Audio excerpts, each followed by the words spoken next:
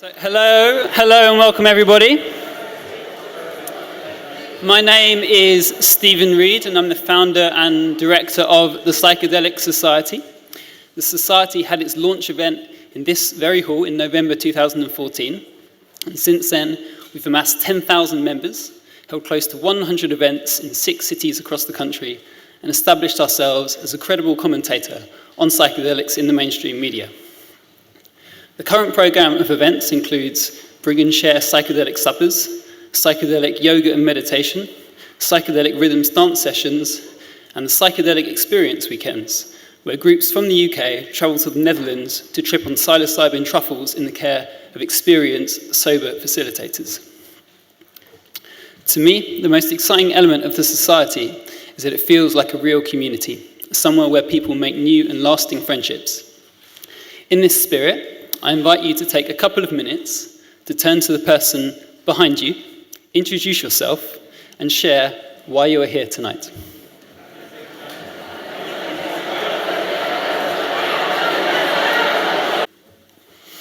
So, tonight, as you know, we're here to consider psychedelics and non-duality. To make sure we're all speaking the same language, let's go back to basics. What is a psychedelic? Psychedelics, from the Greek psyche, mind, and delos, make visible or reveal, are substances that induce an altered state of consciousness, sometimes compared to a waking dream. There are 3 main families of psychedelic: the tryptamines, including DMT and psilocybin, the phenethylamines, including mescaline and 2CB, and the lysergamides, including LSD. Psychedelics bring about profound and meaningful experiences. In a 2011 study by the Johns Hopkins School of Medicine, 18 healthy adults participated in 5 8-hour sessions with either psilocybin, the active ingredient in magic mushrooms, or a placebo.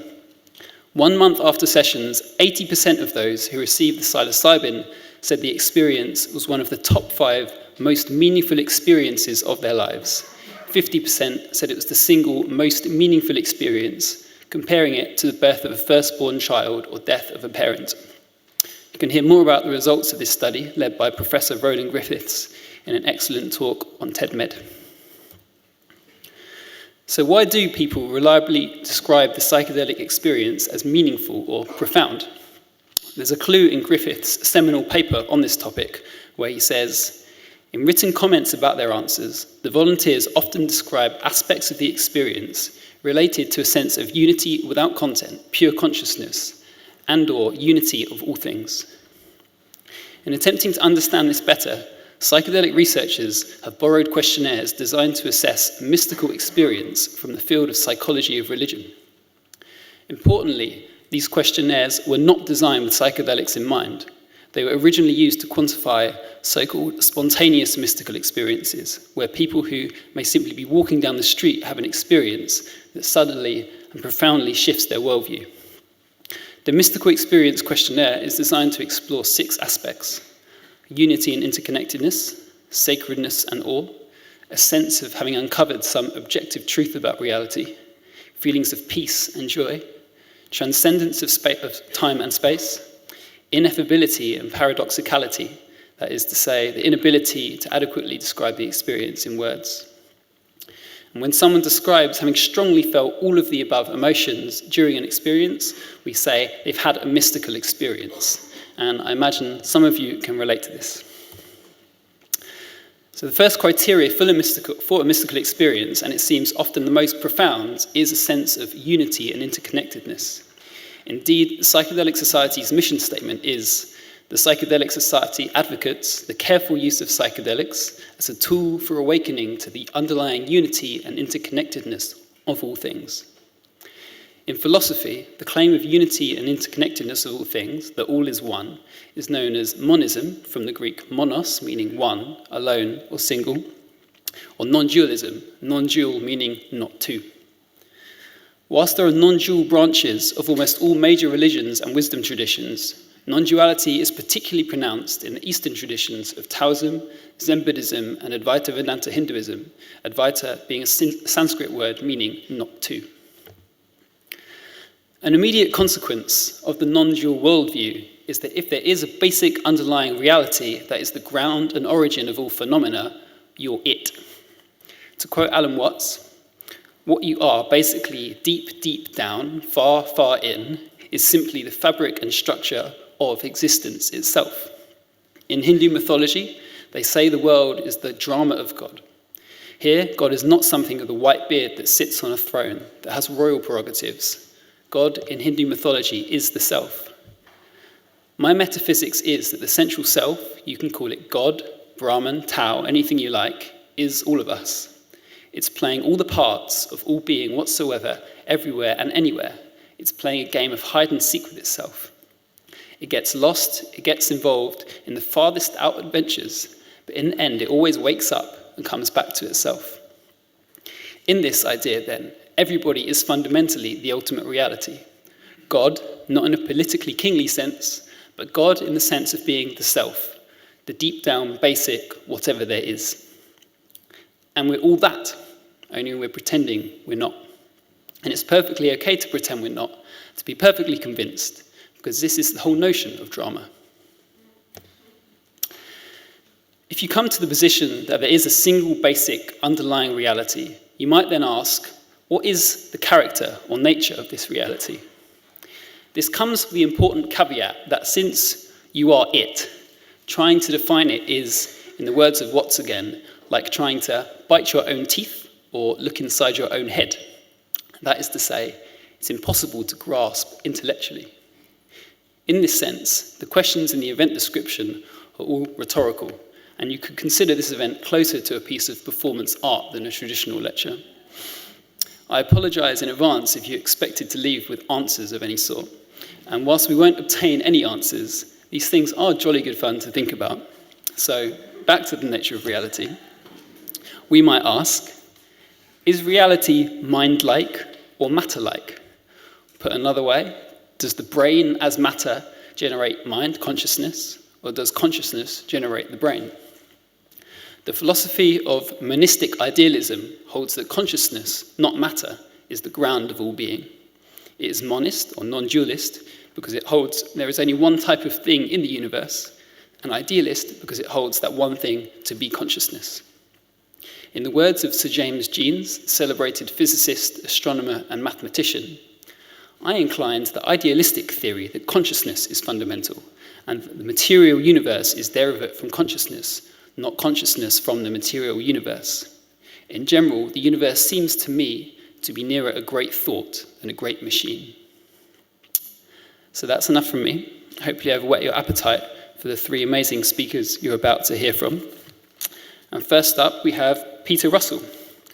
Peter is a fellow of the Institute of Noetic Sciences, the World Business Academy and the Findhorn Foundation, and an honorary member of the Club of Budapest. He studied mathematics and theoretical physics at Cambridge. Then, as he became increasingly fascinated by the mysteries of the human mind, he changed to study experimental psychology. Pursuing this interest, he travelled to India to study meditation and Eastern philosophy, and on his return, he took up the first research post ever offered in Britain on the psychology of meditation. Peter has been a keynote speaker at conferences across the globe, and I first heard him speak at the Science and Nonduality conference in California last year. His talk on the primacy of consciousness is one of the most watched videos on the Science and Nonduality YouTube channel. So please join me in giving a very warm welcome to Peter Russell. Okay, what I'd like to do briefly this evening, in half an hour, is talk a little bit about how I see non-duality, from that moving into the nature of consciousness, and more about the mystical experience, and then look at how psychedelics relate to that. So, starting with non-duality. As Stephen said, the word is a direct translation of the Hindu ad vaita, which means literally, the vaita is two, art means not two. But it doesn't mean one. If they meant one, they'd have said one. They very carefully point out it's not two, and there's a subtle difference which is really important, because people think non-duality is saying everything is one and the duality is an illusion. But it isn't saying that. It's saying the duality is very real and there is a oneness as well. It's not just two, it's not just duality. And an analogy that's used, it goes way back to the Upanishads, about 2,500 years ago. One of the teachers is teaching his students this, and he's saying, you have here two pots, two clay pots. They are clearly very different, distinct clay pots. However, they are both made of clay. Their essence is the same. It's the same clay, the same essence. So there is duality in that there are two pots. That is real. And there is a oneness that is also real. So I see non-duality as both. It's the reality of a common essence to everything, and that is not in conflict with the reality of duality, which in this sense can be this reality here we're experiencing right now is full of form, duality, so much of the material, what we call the material world. I'll get into that more in a moment. And it is all of the same essence. And you could say what science has tried to do, in a way you could say modern scientific worldview is an Advaita worldview, except it sees the essence that it is looking for as something to do with matter, energy, space, and time. And yet, as science has looked into what is the essence of the material world, it finds nothing. It gets closer and closer to nothing. There seems to be actually nothing there. I'm sure you've heard this, that an atom is 99.9999999% empty space. If the nucleus of an atom was the size of a pea in the center of this room, the electrons would be like specks of dust flying around the outside of the room. The rest of it is empty space. But that was 100 years ago. And then along came quantum physics, and it revealed that that speck of dust, well, that pea in the middle and the specks of dust, weren't actually things at all. They weren't actually particles. They're just the probabilities of finding something maybe having certain characteristics, maybe or maybe not. It's like there's actually nothing there. But when you put it all together, it appears as something. But that's the scientific worldview. Then there's our own consciousness. And this is what Advaita is really referring to, is not the material world as such. I think it's often mistaken when it's saying that, the material world is all of the same essence of consciousness. What these teachers were pointing to is that everything we know, all our experience, all of it, is but an appearance in consciousness. That's all we ever know. Anything, our theories, our experience, our thoughts, are all just appearances in consciousness. And this was, Immanuel Kant was the philosopher who really saw this 200 years ago, when he said, we never know the thing in itself. We never know the world out there directly. All we know is the experience that arises in our mind. That's all we ever can know. And what this means, fascinating, is that everything we know is actually made of consciousness. Now you say that to an average materialistic scientist, that it's like, a mind deranged by too much meditation or psychedelics or something. But actually this is something which the Western scientific worldview cannot argue against. I mean, if we take our thoughts, if you just consider a thought for the moment, we're always having thoughts.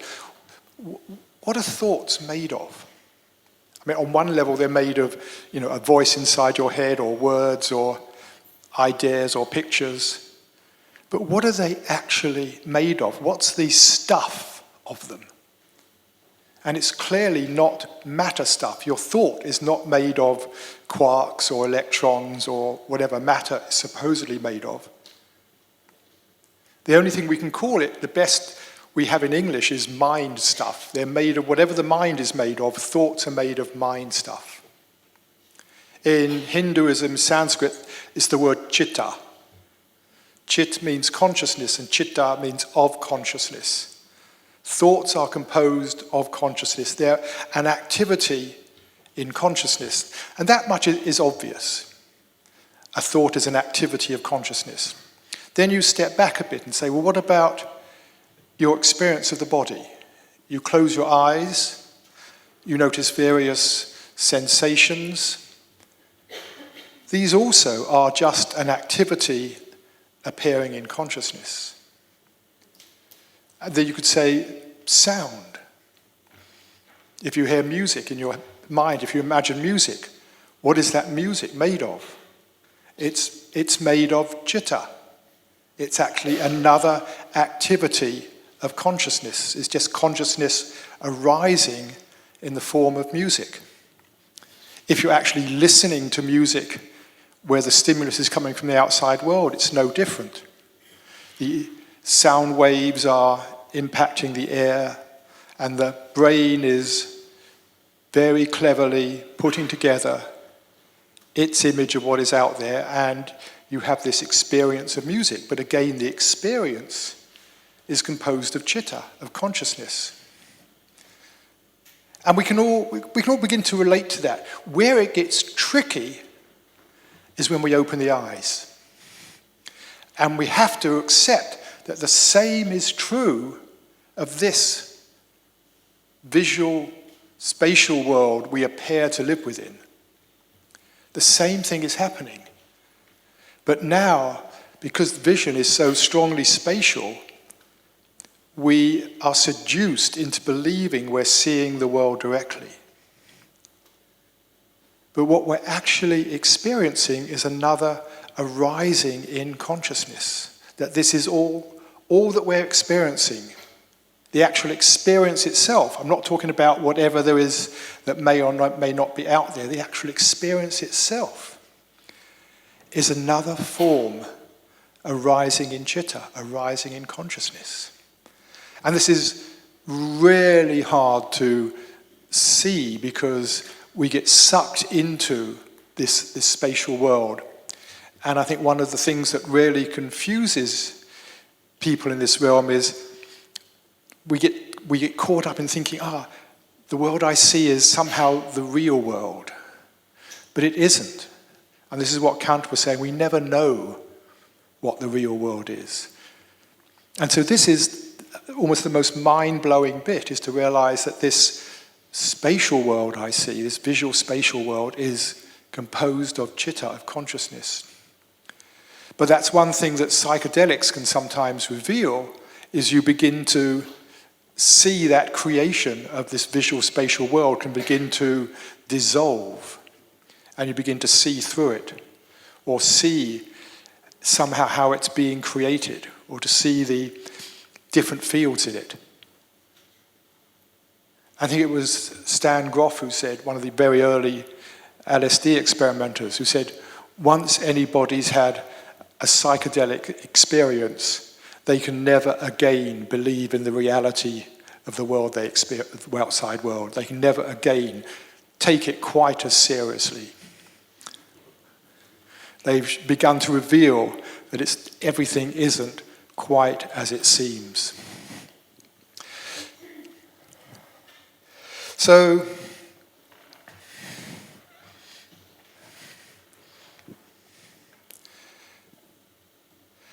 what the mystical experience is really about, I think, is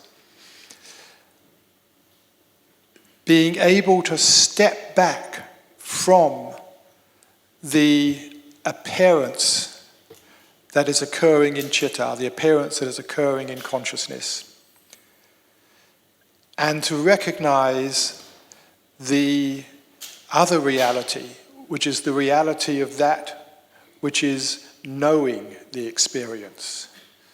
We call it the I, the self, the knower, that quality of being that's always there. And it's that sense of I-ness that's ever present. And it's a common query in many spiritual traditions, the query, the investigation, who am I? When you ask ordinary people at that level, who am I? The first response usually is, well, I am Peter Russell, and you say, go on, I am male, you go on, and you can come up with, no end of things in your job, your whatever that is, your interests, your beliefs. These are all aspects of our identity which we derive from our experience of the world. That's not what the mystical traditions are asking when they say, explore that question, who am I? They're not asking for you to define yourself in psychosocial terms. They're really asking, what does the word I actually refer to? What does the word I actually refer to? And when you delve into that, you find this sort of paradoxical thing that it's something which, on the one hand, is so familiar. We all know what we mean by I. It's that sense of meanness, being, which has been there all our life. It's that same I that was experiencing coming here, experiencing yesterday, experiencing whatever you were experiencing 20 years ago when you were a kid. It never, ever changes. It's always that same quality of I here experiencing this, I here experiencing that. It's always the same. And yet, you cannot put it in words. There are no words to it, which is why, again and again, the mystical experience is described as ineffable. It cannot be put in words. It's beyond words. Because if you could put it in words, you'd actually be making it another thing that could be experienced, another object of experience. And that would be something else that I am experiencing. So it's almost inevitable. It cannot be put in words. And yet it is so, so familiar. And yet, most of the time, we are not aware of it. And that's because our attention is directed outward, I say outward, onto this world of experience that is arising in consciousness. Well, not always outward onto the world of experience. It may be onto all the thoughts and things that are going through the mind. We get sucked into our thoughts. They become really important, mainly because most of our thoughts are there to help us get through life in one way or another, and they seem really important. So our attention is on the thoughts, or our attention is on what we're doing, or what's happening, or something else, or maybe having some wonderful, far-out experience. And we don't notice that which is attending. You can say that there's two ends of attention, the attention. There's what we are attending to, and there's what is attending, the I that is attending. And that's what the Advaita traditions and the other non-dual traditions are about, is turning the attention around to begin to recognize that quality of I that is attending, that very familiar, but you cannot put it in words, quality. In Indian thought, it's often labeled Sat, Chit, Ananda. Sat means it never changes. It's always the same. Chit means it is consciousness. What we call I is just the name we give to being conscious. It's the name we give to being conscious. So it is Chit. And then it is Ananda, which is one of these words that's got really mistranslated. I mean, you've all heard, I'm sure most of you heard the word Ananda. It's generally translated as bliss, which is, in a way, a misdirection. And what happened was, a couple of hundred years ago, earnest academics went out to the East, and there were these new religions and new languages and new cultures, and they were looking to how to translate these words, and somehow the word bliss stuck as the translation of Ananda. But if you go back and look at the Sanskrit, the R in the front of it means extra, deep. Nanda means contentment, contentment. So it just means deep contentment. Not so much an exotic, out there, ecstatic, take me out of the world bliss, but just a deep, deep contentment. And this is what I think is the natural state of mind. And natural mind, when we're not worried, we're not anxious, we're not perturbed by things, is one of deep contentment. But what we do in our culture is we take ourselves out into our experience and we get lost in our experience and we start creating discontent. Oh, I haven't got this, I need this isn't right, whatever. We start creating discontent and then start seeking how can we ease this discontent by doing something, getting something, buying something, having new experiences, whatever it is, all the time looking to find contentment through what we have or do, not realizing that very often the reason we're not feeling contentment is the very fact we're seeking something out there. I think this is sometimes the sad joke about human beings, is we're so busy worrying about whether or not we're going to be at peace in the future, we never give ourselves the chance to be at peace right now. Because by definition, a mind that is worrying cannot be a mind that is at peace. And this is what, again, I think all the traditions have been pointing to, that we're looking for something in the wrong direction. We're looking for happiness, peace, contentment, whatever you want to call it, we use different words. We're looking out there for something that's already here, but we're missing it. There's that lovely Nasruddin story, I'm sure a lot of you know. Nasruddin is the wise fool in Sufi tales. And one day he's outside his house underneath a street lamp, scrabbling around on the earth, looking for something, and his neighbor comes and says, have you lost something? Can I help you? He says, yes, I've lost my key, lost the key to the house. He says, let me help you. And he gets down, scrabbling around in the dirt, looking for it, and they can't find it. And after a while he says, where exactly did you drop it? And he said, somewhere inside my house. And he says, excuse me, why are you looking for it out here? He says, there's more light out here. Now, it seems, we laugh, it seems silly. But there's a wisdom in his teachings.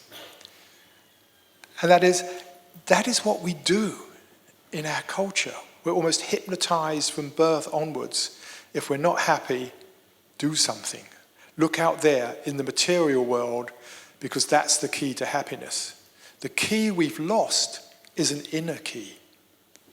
It's the key of how do we allow the mind to settle down, and in that settling down, come back and rediscover our true nature, rediscover the essence of consciousness.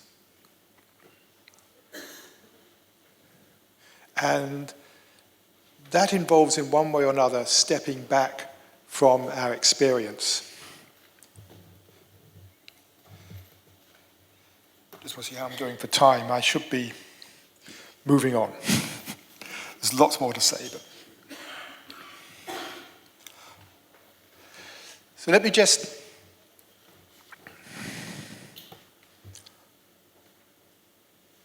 I do want to say, just bring in something else, going back to what I was saying earlier, just because it's relevant to all of this, in terms of the Advaita. I was saying how everything we experience is ultimately consciousness. I think we can actually say, we have to say, that the same is true of whatever the world out there is ultimately composed of. Whatever it is ultimately composed of, that the no-thingness that science is discovering has to actually be a field that has the potential for experience, that has the potential for consciousness.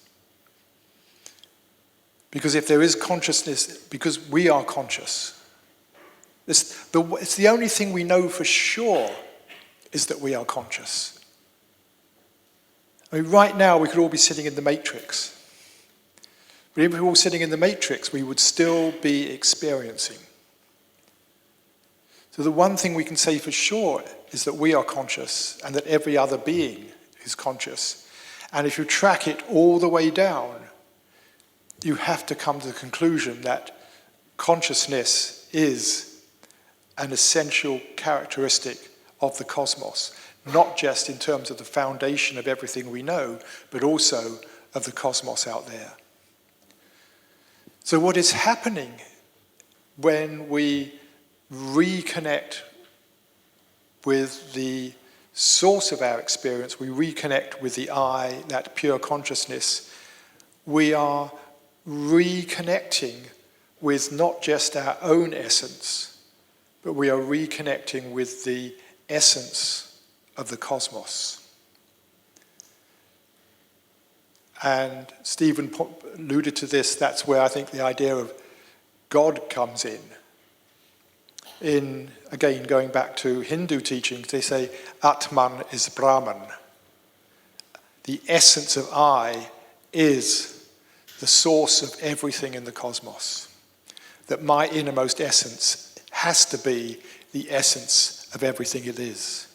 So in reconnecting with our own essence, we are reconnecting with the cosmos. Of course, you translate that into English and you get I am God, which can get you into deep trouble. It used to get you burnt at the stake. As Ram Dass likes to point out, his brother was actually in a mental institution for a while, and his brother said to him, "You go around saying I am God and everybody flocks to your lectures and buys your books." He said, "I say I am God and they lock me up. What's the difference?" He said, but you say you are God and no one else. I say we are all God, we are all divine. And that is another aspect, again, Stephen was pointing towards that, of this essential mystical experience. So how do psychedelics relate to this? As I already mentioned, they can lead to that dissolving of the appearance of the world. But more importantly, what I'm really interested in is how they can facilitate that deep, essential mystical experience of reconnection with the knower, with that pure being, that pure self. And that often requires, I think, an intention to be moving in that direction, because many altered states of consciousness, because they can be so exotic, let's just say exotic, there is the temptation to become absorbed in whatever it is, the exoticness of the experience and how different it is or far out it is or whatever, or the information one is getting about whatever, which can just be another great seduction, a wonderful seduction, but it can be another great seduction into the world of experience. But the other side is, can they also allow the deconstruction of experience in such a way that you begin to recognize that which is always present, to recognize the I that is always there, that sense of being, however you want to formulate it? Can they allow you to come back to that? Because that, for me, is the true mystical experience. And they can be teachers for that. They can actually be ways to show you ways to actually let go and come back to that, basically to come back to one's own essence. And so what I like to suggest to people as things to keep in mind. One is, wherever one is in one's journey, is there an easier way of being with that experience? Is there an easier way of being with it? Because when the mind gets caught up and becomes tense in any way or overexcited, we're not going to be opening up to the stillness. So is there an easier way of being with that? And a second one is, whatever the experience, is just to pause and notice, or even ask the question, who is experiencing this? Am I not the one who is experiencing this right now? To come back to noticing that sense of I-ness, which is always present. It's always there. You can be having the most far-out experience, but it's still I that is experiencing it. Come back and notice that. And lastly, to, in a way, favor the silence, favor the stillness, favor the spaciousness, rather than the exoticness. To have it as a way of really coming back and reconnecting with the essence. And in that way, I think they can be a tool for realizing what all the great Advaita teachers, Dzogchen teachers in Buddhism, Taoists have been pointing towards. Almost every mystical tradition in the world, that's what they've been pointing towards. So let me leave it there, and we're going to have time for questions and discussion later. Thank you. So next up we have Robin Carhart-Harris. Robin is the head of psychedelic research at the Centre for Neuropsychopharmacology at Imperial College London. After completing his PhD at the University of Bristol in 2009, Robin moved to Imperial, where he has been conducting pioneering brain imaging studies of psychedelic drugs, including psilocybin and LSD. Most recently, he has completed the first phase of a clinical trial looking at the potential of psilocybin to treat major depression. Robin Carhart-Harris.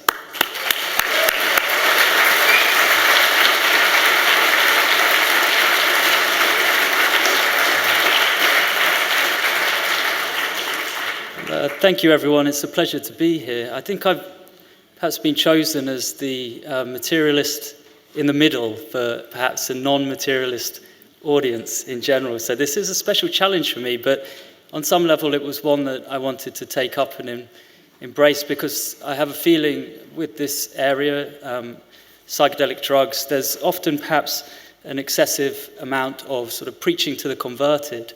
And a very strong feeling I have is especially about the potential of these compounds, the application of these compounds, for example, as therapeutic aids, is that the kind of audience that we should be speaking to perhaps is the one that is in opposition to what we're doing, because that's perhaps where we will engender the most change. So what I would ask as you listen to me speak will sound slightly ironic, but what I want to ask for is an open-mindedness, really, a willingness to consider what I'm saying and the ideas that I'm saying. Perhaps you still won't agree with them, that's fine, and we can have a debate after I've spoken, but if you can just perhaps in the same way that you might meditate on your own mortality or that your self doesn't really exist, perhaps meditate on some of these principles that I might describe for you. So when Steve invited me to speak, I said, oh great, can I do what I always do and talk about psychedelics and how they work in the brain? And he said, no, I've got some questions for you and I want you to consider them. And he sent them over, and my first impulse actually was, cool, this will be fun. I'm not used to sort of thinking and formalizing perhaps the approach and the philosophy that underlies what I do practically. And so it's a nice challenge. So these are the questions that Steve gave to me, and I'll go through them in turn. The first is the universe fundamentally mental rather than material? The second one is, what is the relationship between mind and brain? The third one, why do psychedelics reliably induce feelings of unity and cosmic consciousness? And the last one, what are the practical consequences of a non-dual world view? So I've got just one or two slides for each question, and when I sat down with some of the members of the psychedelic research group and sort of meditated on these problems, I sort of said to them, I want to give you my sort of initial intuition perhaps about these questions, and then perhaps you can fill me in on what philosophical school different schools and approaches might have to say about these questions. And my first impulse in seeing this question was, what do you mean? And so as a scientifically minded individual, I know that it's important when addressing a question to be very clear about the terms that you're trying to address. And so perhaps being naive to this particular philosophy, idealism, I didn't really know why there should be a one or the other here, that the universe should be either fundamentally mental or fundamentally material, because my own view and my own approach critically, I think, to the problem of how psychedelics work in the brain is that these are two sides of the same coin, and they differ on a level of aspect or perspective.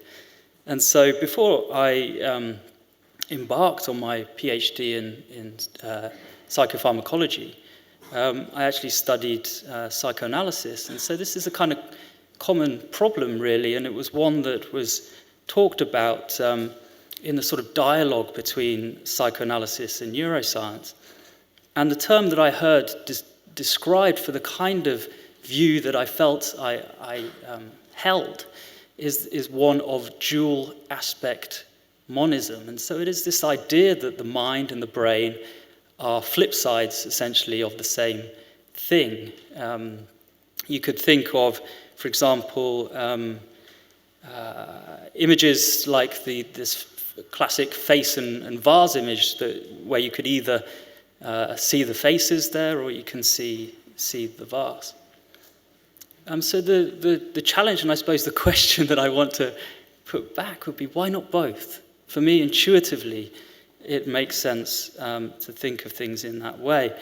And also, while sort of meditating on this issue, I found myself watching the very good film Men Who Stare at Goats, and I was struck by the opening scene in that. I don't know how many of you are familiar with it, but it really tickled me because it seemed to kind of apply to this issue. And in that scene, you have a character, General Hopgood, he's called. He's actually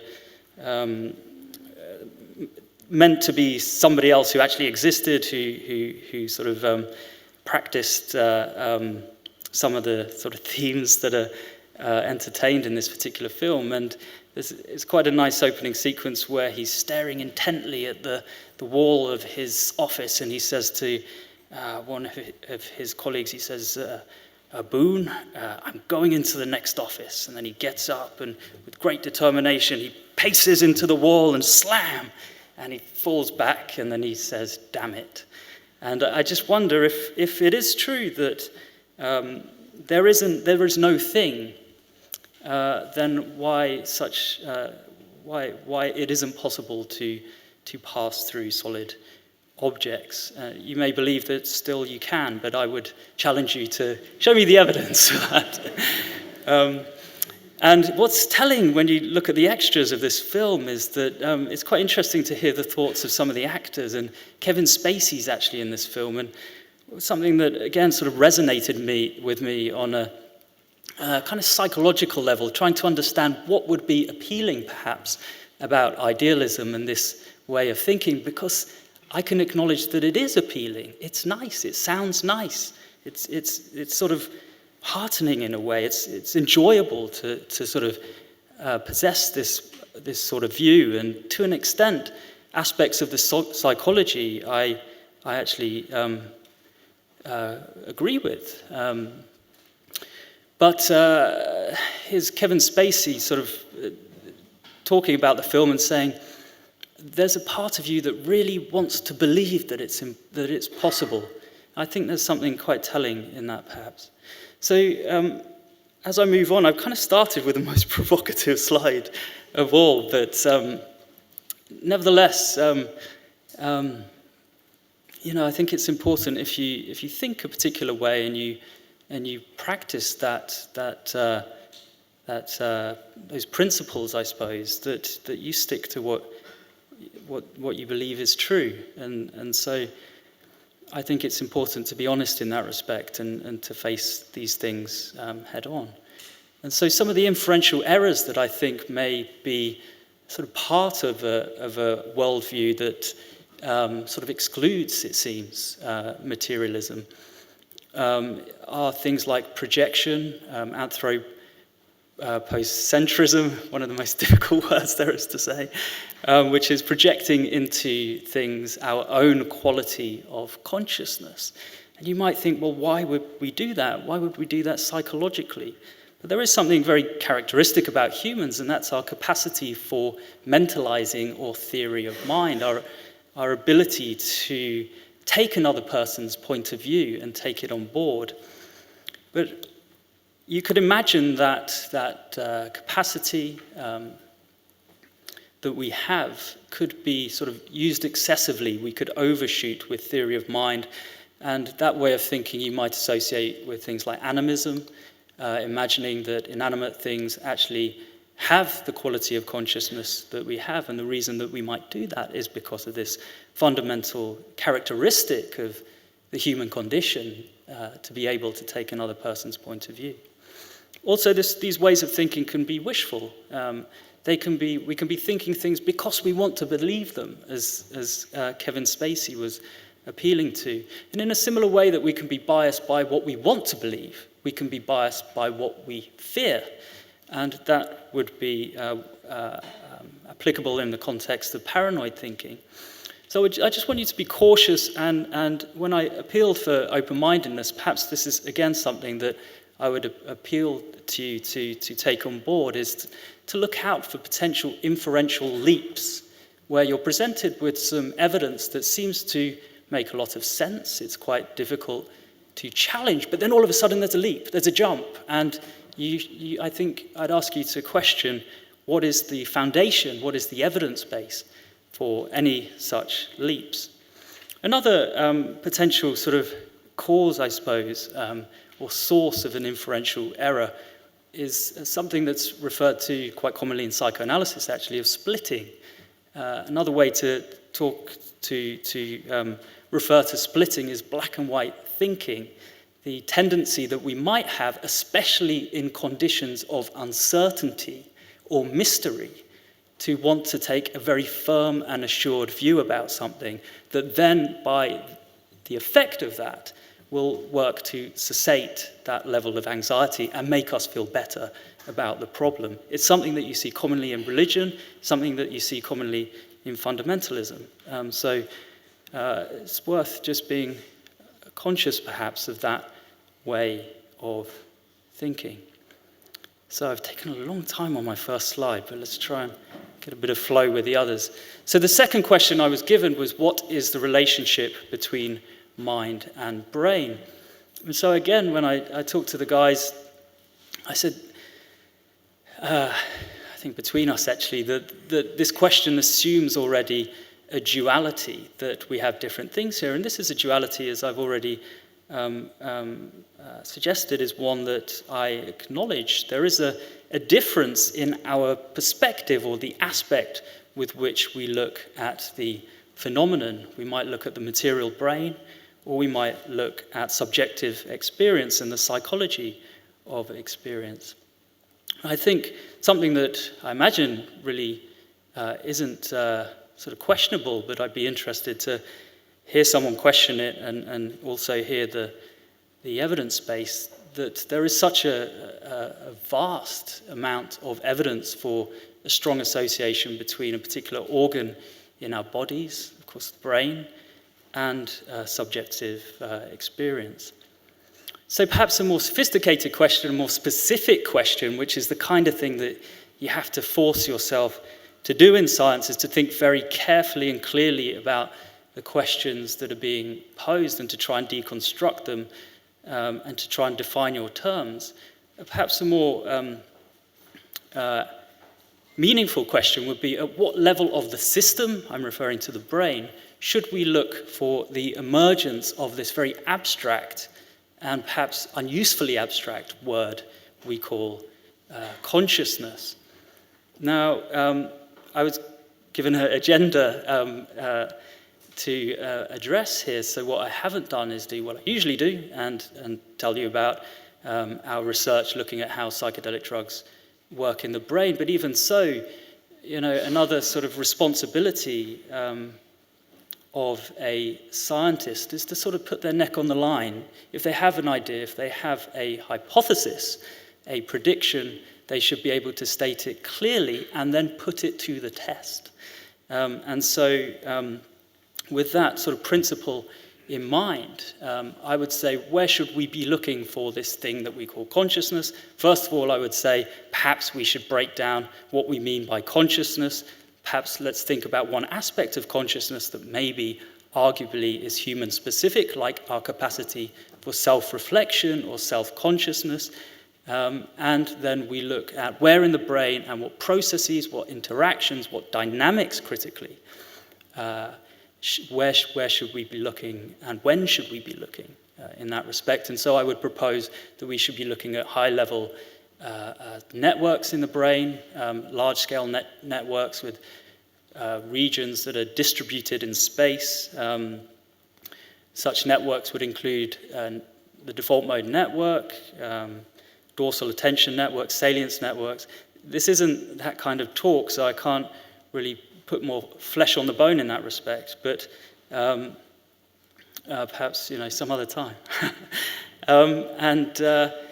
So this is the way that personally I'm thinking about how, for example, a construct like the ego, the sense of self,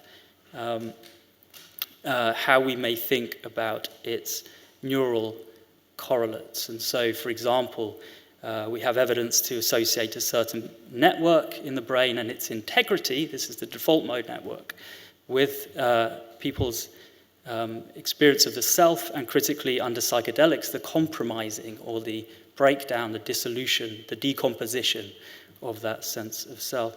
An analogy for an emergent property, which can be useful, I think, when trying to think about these difficult problems, to think in metaphors can be useful.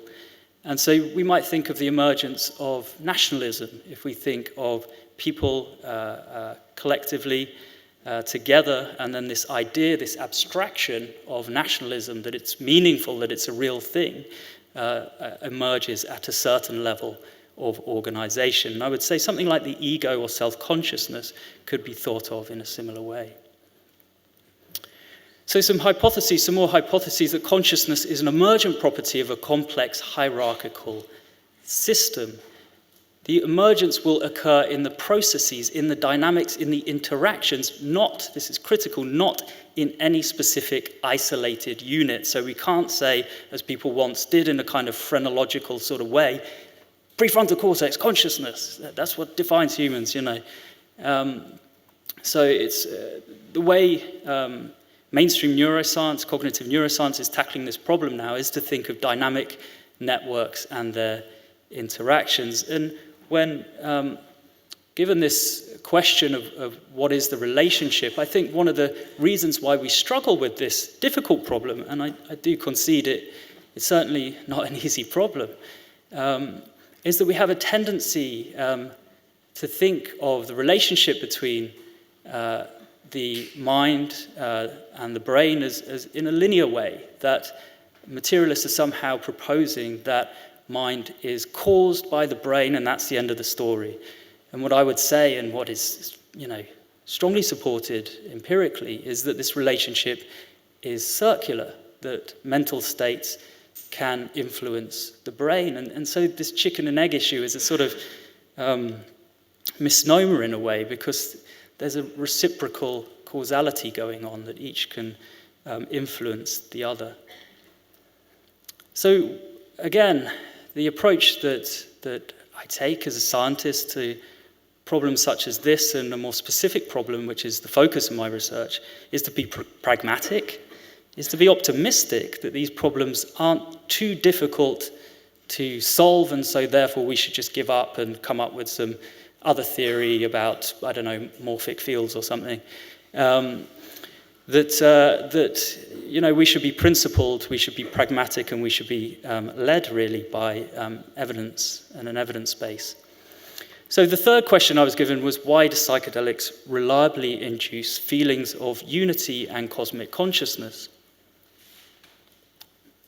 So again, when I saw this question, I had a number of sort of initial thoughts, and one of them, this is one of the reasons why people aren't always so fond of scientists, is that they can be very geeky with these things. And, you know, so my approach is to say, we need to be more clear about our terms here. We need to better define these terms. And the most effective and pragmatic way of formulating definitions, and again, appealing to what scientists do in terms of putting their necks on the line, is to offer a measure, some behavioral index often, of the construct that you're proposing. And so in that sense, and Steve alluded to this when he gave his introduction, we can think about things in a parsimonious way, and this nice quote from Einstein, that any explanation for a phenomenon should be as simple as possible, but not simpler. It's quite neat, I think. And so in the context of literature on the mystical experience, one of the foremost thinkers who has influenced the likes of the Johns Hopkins team, who have looked quite closely at the mystical experience in the context of psychedelics, is Walter Stace.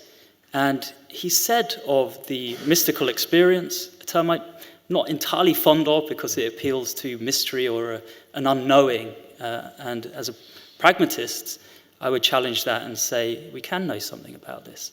And this was Stace's view, and he said the most important and central characteristic in which all fully developed mystical experiences agree, and which is definitive of them and serves to mark them off from all other experiences, is that they involve the apprehension of a unity in all things, a oneness.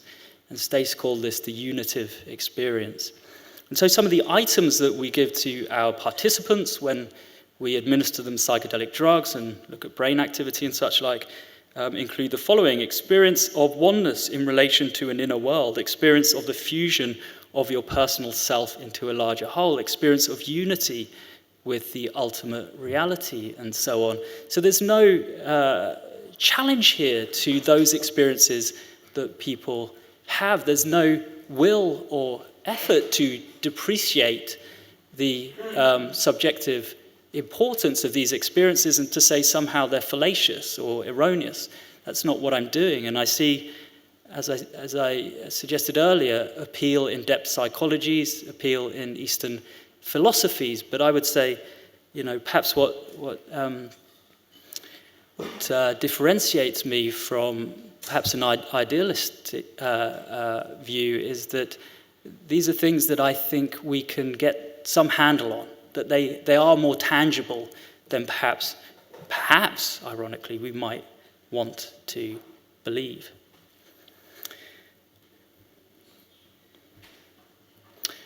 So just continuing on this question, why do psychedelics reliably induce feelings of unity and cosmic consciousness? There are some scientific sort of fundamentals or principles that are looking pretty solid in terms of the experiments that us at Imperial are running and also other teams around the world. One of these is that if you give a compound that blocks a particular serotonin receptor in the brain, and you pre-treat, so you give that before you give a psychedelic drug, then those most meaningful and profound experiences of the whole of your lives won't happen.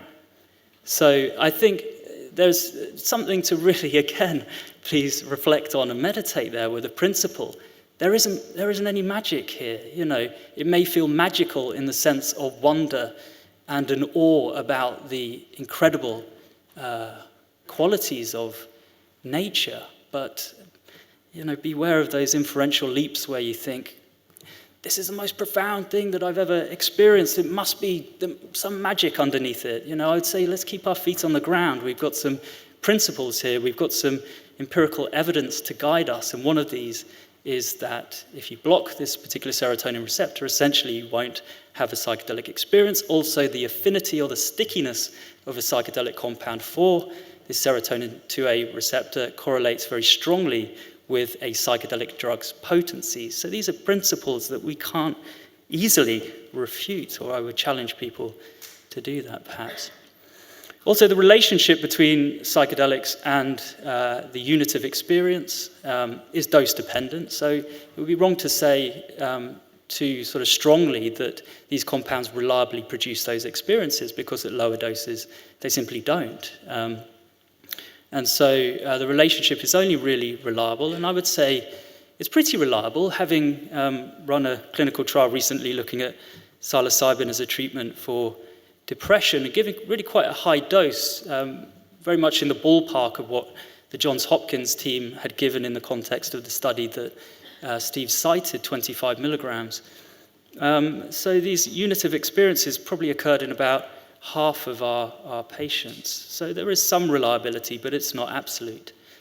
Also, unitive experiences and ego dissolution are synonymous. So this is something that we've looked at recently, looking at a measure of ego dissolution or ego disintegration, the sense of a loss of something, the loss of that sense of personality that we usually believe to be sort of real and solid. So that experience and the magnitude of that experience correlates with people's ratings of the unitive experience. So I would say to people who might struggle with this notion of ego dissolution, if you've never experienced it and you find it difficult to fathom, then perhaps if you practice things like meditation and you've had some unusual altered states of consciousness where this idea of a union with things beyond you as an individual has felt very real, then essentially you can think of ego dissolution as being synonymous with that. It's essentially the same thing. Also, in terms of relationships between psychedelic-induced changes in brain activity and ego dissolution, I suppose if I was to give the talk that I usually give, this would be where I would have focused most of what I've said, but instead I've given you the references there to look at. We've seen relationships between particular changes in the quality of brain activity and ratings of ego dissolution, a number of different studies. And another team in Switzerland have looked at a different measure of spiritual experiences, a certain factor within a questionnaire, and a relationship again. And where are these different studies sort of focusing? This is a bit, probably not the right time to go into too many details about the ins and outs of this, but we would look at a particular circuit in the brain and the integrity of that circuit. And this circuit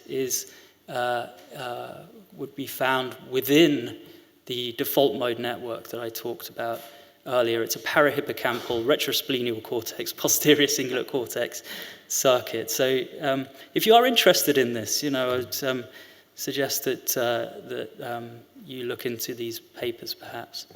So a hypothesis that I would say is quite strongly informed by our empirical work is that the integrity of this circuit is necessary for the integrity of the sense of self or ego. I would also say that what we've seen in terms of changes in the way brain networks talk to each other, ordinarily if you look at how the brain is organized, you'll see that networks are differentiated from each other. They need to be, because they subserve different functions. And so that differentiation is necessary for specialization of function. And if that's compromised, what you see is an interesting sort of mixing of different functions. Now, when we look at how these networks, how differentiated they are, how segregated they are in the psychedelic state, we see that that's compromised. And another way to refer to that would be a de-differentiation or a desegregation or a unification. And so this is a hypothesis, again, that when we see the brain becoming more globally interconnected and perhaps unified in some functional sense, that may relate to the subjective experience of a sense of oneness, something that I would like other teams to test and will look at more in the future. So just to finish now with my last 2 slides, the last question that we have here, what are the practical consequences of a non-dual worldview? And in a way, this is the most interesting question of the lot, I think, although they're all interesting. But it's the difficult one to answer, because I'm not sure what this non-dual worldview is, and the feeling that I have about it is that if it's synonymous with idealism, it's not a worldview that I share. So I'm not sure. But a question that we've looked at more and more really is what are the practical consequences of psychedelic drug use, and some empirical work around that. Of course, there are these studies showing improvements in well-being. The likes of the Hopkins team have done a lot of work on that, and we have also changes in personality, long-term changes in personality, which are quite remarkable because by adulthood, personality is generally assumed to be fixed. And so to see changes in personality that can last for over a year with just a single administration of psilocybin is truly remarkable. It's something that we've also seen with LSD, but on a shorter timescale, and it's also something we've seen in our clinical trial recently with psilocybin. Also some additional changes which are interesting. But perhaps the most interesting, I think, in looking into the future and the kind of research questions that we might address that would have very profound impact are if we think about how personality changes and how personality is related to political perspective, we see some interesting relationships there. So, for example, the most reliable relationship between a personality trait and political perspective is between openness and liberalism. So for me, that's raised the interesting and provocative question, could there be a relationship between psychedelic drug use and liberalism? And even more interesting and provocative, could that relationship be causal, such that use of psychedelic drugs could promote, perhaps through even a change in the dynamics and processes of brain activity, promote a more liberal worldview? Something that we've also seen, which is interesting, both in a questionnaire study and now it's a measure we included in our depression research, is an index of nature-relatedness. So what's nature-relatedness? Well, it is what it sounds like. It's sort of environmental concern. And so we found a dose-dependent relationship between psychedelic drug use and nature-relatedness in the questionnaire that was specific to psychedelics. Even though we included other drugs like cocaine, there was no relationship there between cocaine use and nature-relatedness. Surprise, surprise. And interestingly, alcohol had an inverse relationship with nature-relatedness. So the more people drink, the less they're concerned about nature and the environment. So these are, it's only really by testing these things that we can make progress. And so what are the positives about the impact of psychedelics?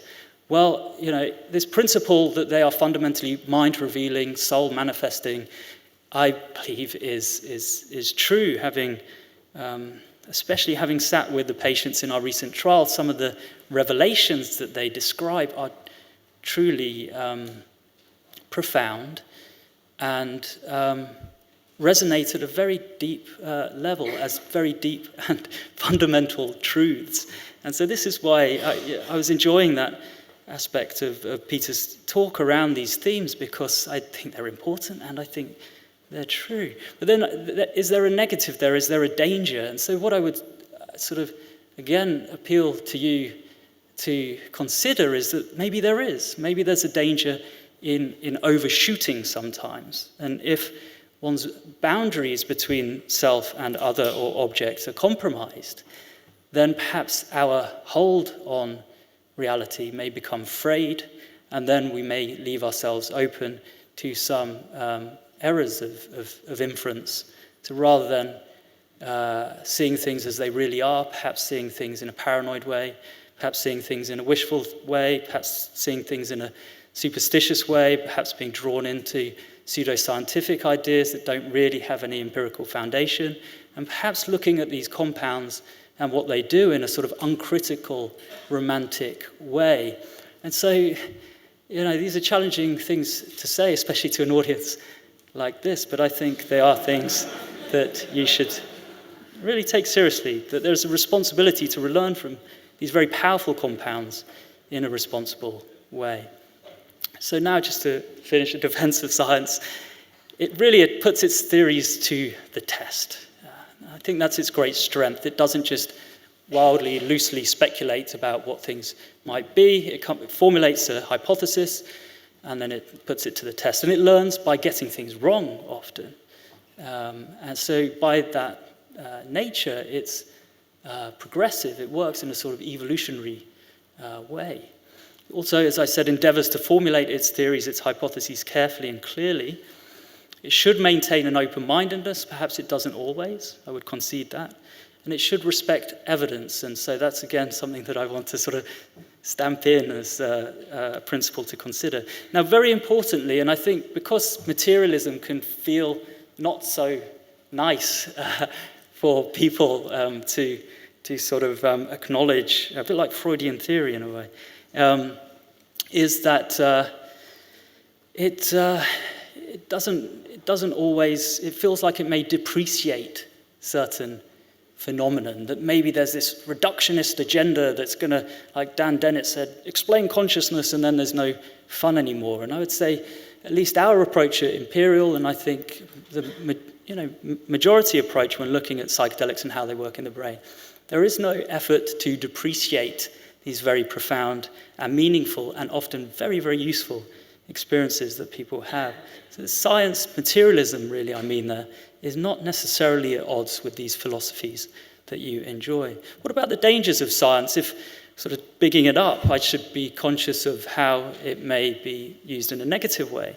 So it's control of nature, and you can't deny that that's what it does. It's something that may promote, as Alan Watts talked about, a separation from nature, and that's a very real consideration. And so when looking at the flip side of the coin, our psychology, it's something to really take very seriously and think about. Its power can be corrupting because tools and knowledge are very powerful. We can use them to influence the way the world is, and that's not often done in the right way.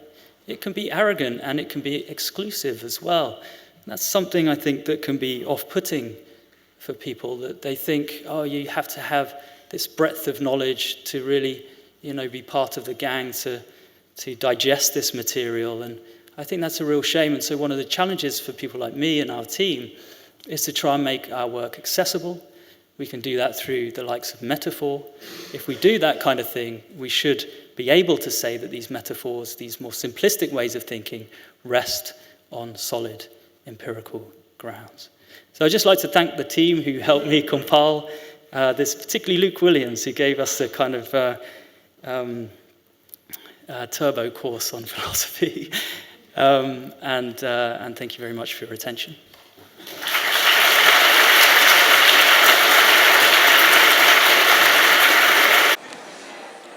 So our final speaker is Bernardo Kastrup.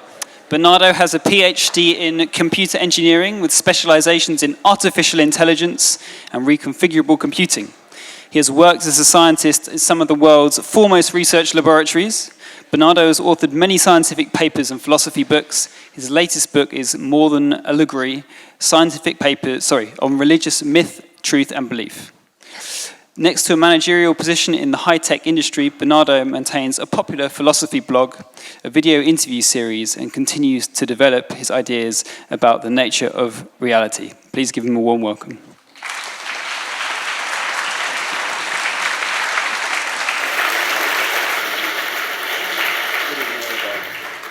Can you hear me? Okay.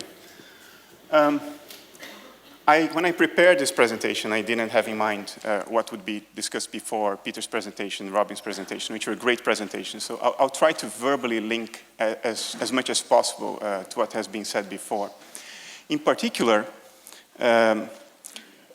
Robin posed challenges to the non-dual idealist worldview that I can relate to very much, because these are challenges I posed myself when I began on this.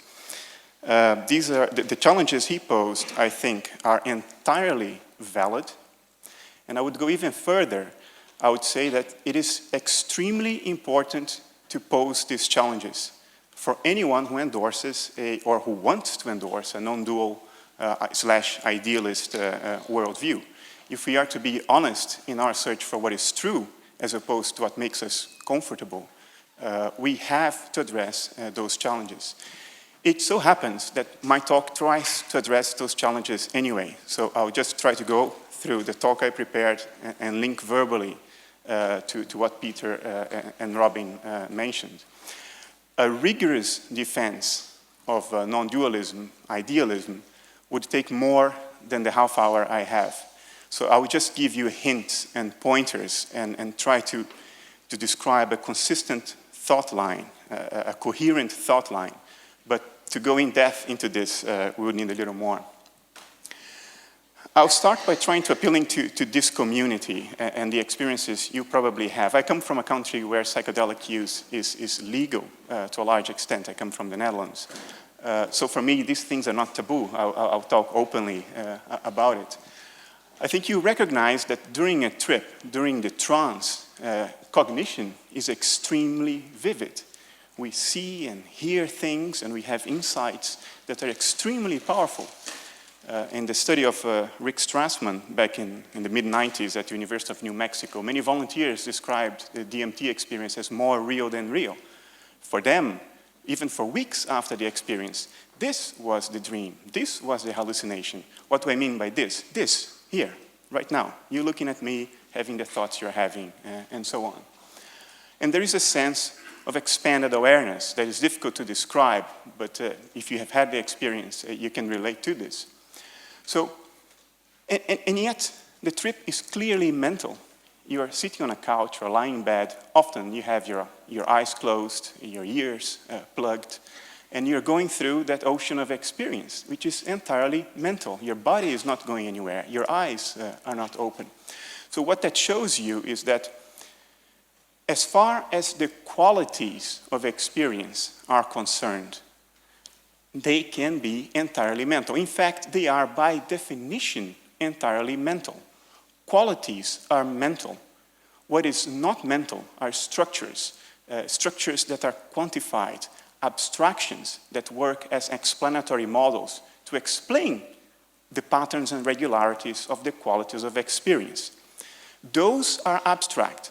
Those are explanatory models. Experience is mental, and it's the only reality you can know directly. It's the only thing you know for sure, which is The qualities of experience exist. Now, since these qualities can be generated in a trip that is entirely mental, it raises the question, what does that tell us about this? This, right now, you looking at me, having the thoughts you're having. Why is this not mental? What makes us think that this is not mental? Well, basically, it's more elaborate than this, but I'll boil this down to three key observations. One, if I knock you in the head, your experience will change.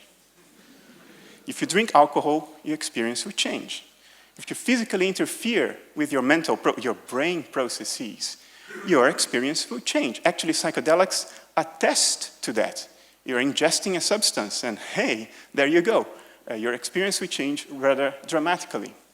Also, if this is a dream, or at least akin to a dream in the sense that this is entirely mental, how come we are all having the same dream as seemingly separate people? How does that work? And third, if mind extends into the world, because under non-dualism/idealism, mind is all there is, so the world is in mind, why can't I then wish the laws of physics to be different and get away with it? Why can't I do that? This is my summary of the usual challenges to non-dualism and idealism, and I'll try to address them. The basic argument that I will make is the following. The idea that there exists anything outside and independent of mind, in other words, an objective, absolute material world, that is an explanatory model to make sense of questions such as these three, and a few others, but these are the core questions.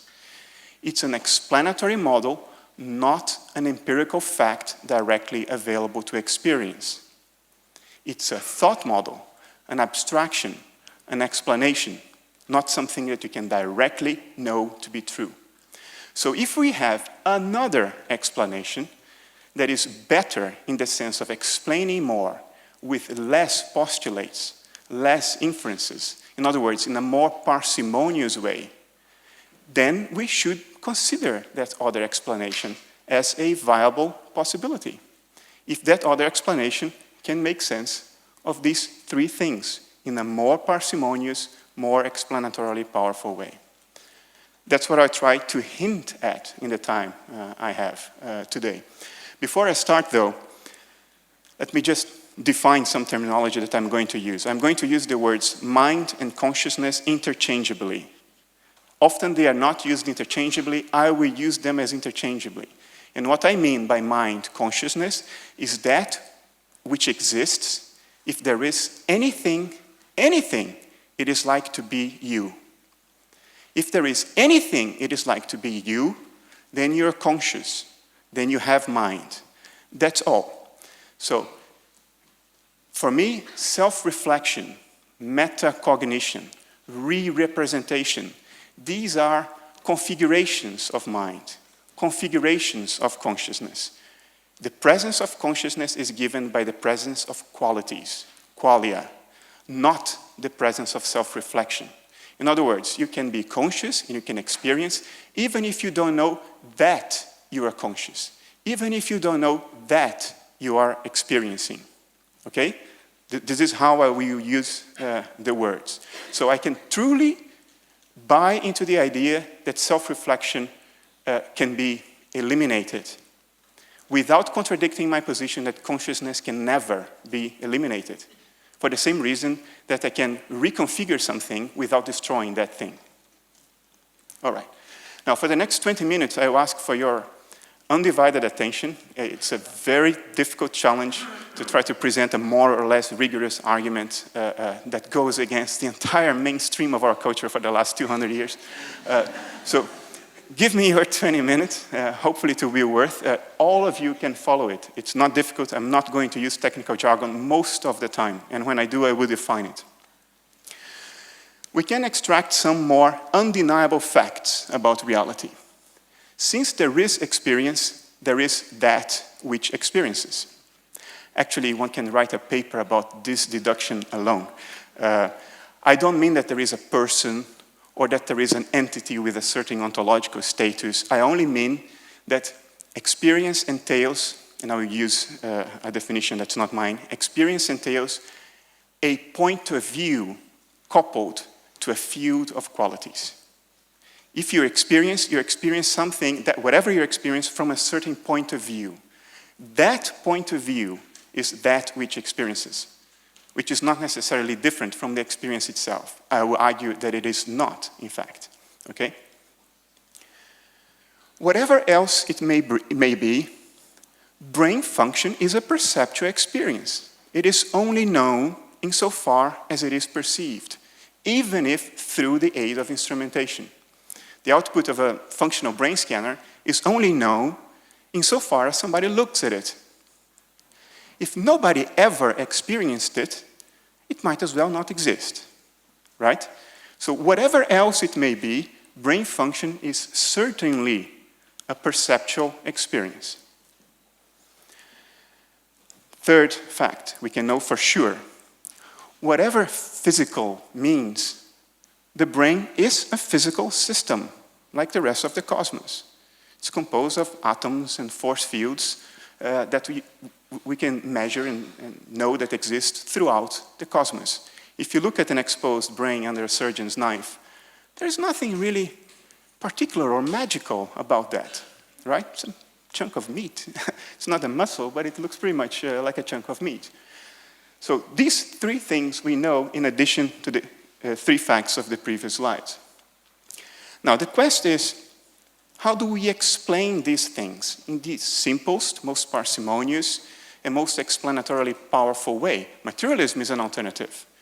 But let's start from first principles. I ask you to withhold judgment and prejudices for now. Let's start from first principles, start from what we know, these facts, and see how far we can go without postulating a material world outside and independent of consciousness.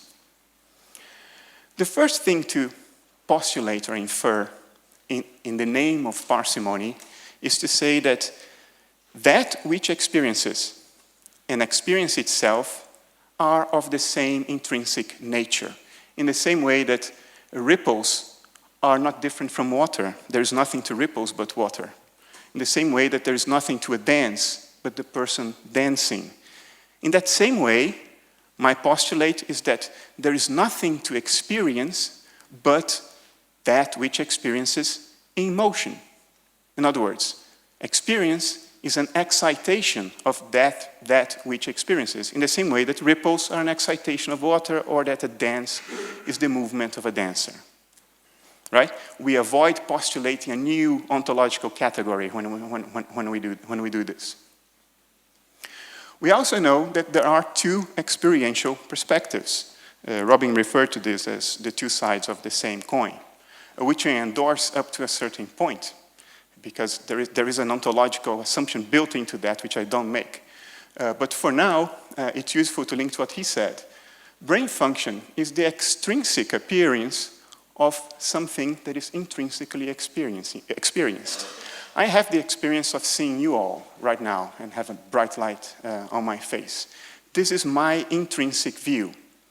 If Robin were to put me inside a functional brain scanner right now as I look at you, he would have an extrinsic perspective of my intrinsic point of view. I'm not saying what the fundamental nature of these two views are. I'm just saying clearly there are these two views, and they correlate with one another. Okay? Like two camera angles observing the same phenomenon. However, both are just experiences, insofar as we can know. Robin will only have the extrinsic appearance of my intrinsic view, my inner life, insofar as he experiences the output of that functional brain scanner reading. And brain function then is simply the extrinsic appearance of direct experience. So let's build this step by step. We are not passing ontological judgment yet. Now, the universality of that which experiences, I could write a couple of papers on this slide alone, so bear with me. I'll try to expand a little more than I had planned. Because the brain is a physical system like the rest of the cosmos, and because of the so-called hard problem of consciousness, now pause, what is the hard problem of consciousness? It's very simply the idea that it is impossible, even in principle, to deduce the qualities of experience from the parameters of physical entities. In other words, there is nothing about mass, charge, spin, momentum, in terms of which I can deduce how it feels like to see red, in terms of which I can deduce how it feels like to be in love. There is nothing about physical parameters that allow you to deduce, even in principle, what it feels like to have experience. That's the hard problem of consciousness. Now, because of this, we do not know, we cannot say what makes the brain special in terms of being correlated with experience. And if we can't know that, if we can't say that even in principle, unless we are willing to admit a completely arbitrary discontinuity in nature, we have to admit at least the possibility that the cosmos as a whole may also be correlated with experience. Because we know there is this correlation between matter and experience in the form of the brain. And we cannot know what makes the brain special. There's no reason to make the brain special. So experience may be widespread and associated with the cosmos as a whole. The idea is then that that which experiences is universal. Now, I get a lot of flack from colleagues in philosophy and science when I show these two pictures in the context of what I just said. And it's fair, the criticism. The criticism is that, look, if I zoom in to the right level and I take the right rotation and the right crop and the right color coding, I can make any two things look alike. Fair enough. Still, this is so appealing, I show it anyway. And this is the structure of the cosmos at the largest scales produced by simulations. And this is a piece of a neuron in the brain of a mouse. But this is not only about appearances, because there has been a quantified study done by University of California at San Diego 4 years ago, in which there are these topological similarities between the network of the cosmos as a whole and the network of biological brains. So this is not just about physical appearances. And what this suggests is that it circumstantially corroborates the idea that experience may be associated with the whole cosmos, not only with our brains, because there is a sense in which the whole cosmos is structurally, not functionally, structurally similar to biological brains. Now, I talked about two perspectives, the intrinsic and the extrinsic perspective of experience. How they emerge under the non-dual idea that there is only one mind, there is only one consciousness. How can I feel so separate from you, and how can there be two perspectives to my experience? How can Robin see one thing and I experience another thing? Well, let's imagine that in the beginning, there was only one psyche, one mind, one consciousness. Not necessarily self-reflective, not necessarily with metacognition or re-representation, just with the qualities of experience. And there were ideas and emotions in that one mind. We know from psychiatry that minds can undergo dissociation. This is empirically confirmed now. Over the last 10 years, there is no doubt about it. Dissociation is real, and it can be literally blinding. I could tell you a story about that, but I don't have the time. Dissociation happens when mental contents no longer evoke each other. Mental contents across two sets no longer evoke each other. So they become separate in terms of their integration. Not ontologically separate, not ontologically different. It's all still in one mind. But it's like multiple personality disorder or dissociative identity disorder, which is the modern name. So you create an alter personality, an alter ego, whatever you want to call this. Ego would be the wrong name. Now, when dissociation happens, a boundary is formed within mind. I'm really brushing over this. To be rigorous about this would require much more than I'm saying. I'm just trying to plant an idea in your minds that can be explored further. That boundary becomes a screen where psychic activity outside the boundary can impinge on and influence. You can visualize that as air pressure oscillations on the surface of a balloon that impinge on the balloon and change what happens inside the balloon. The idea that needs to be developed in a much more rigorous way than I'm doing today is that this impingement here creates a new mental category that we call perception. Perception is the mental activity outside an altar impinging on the boundary of that altar.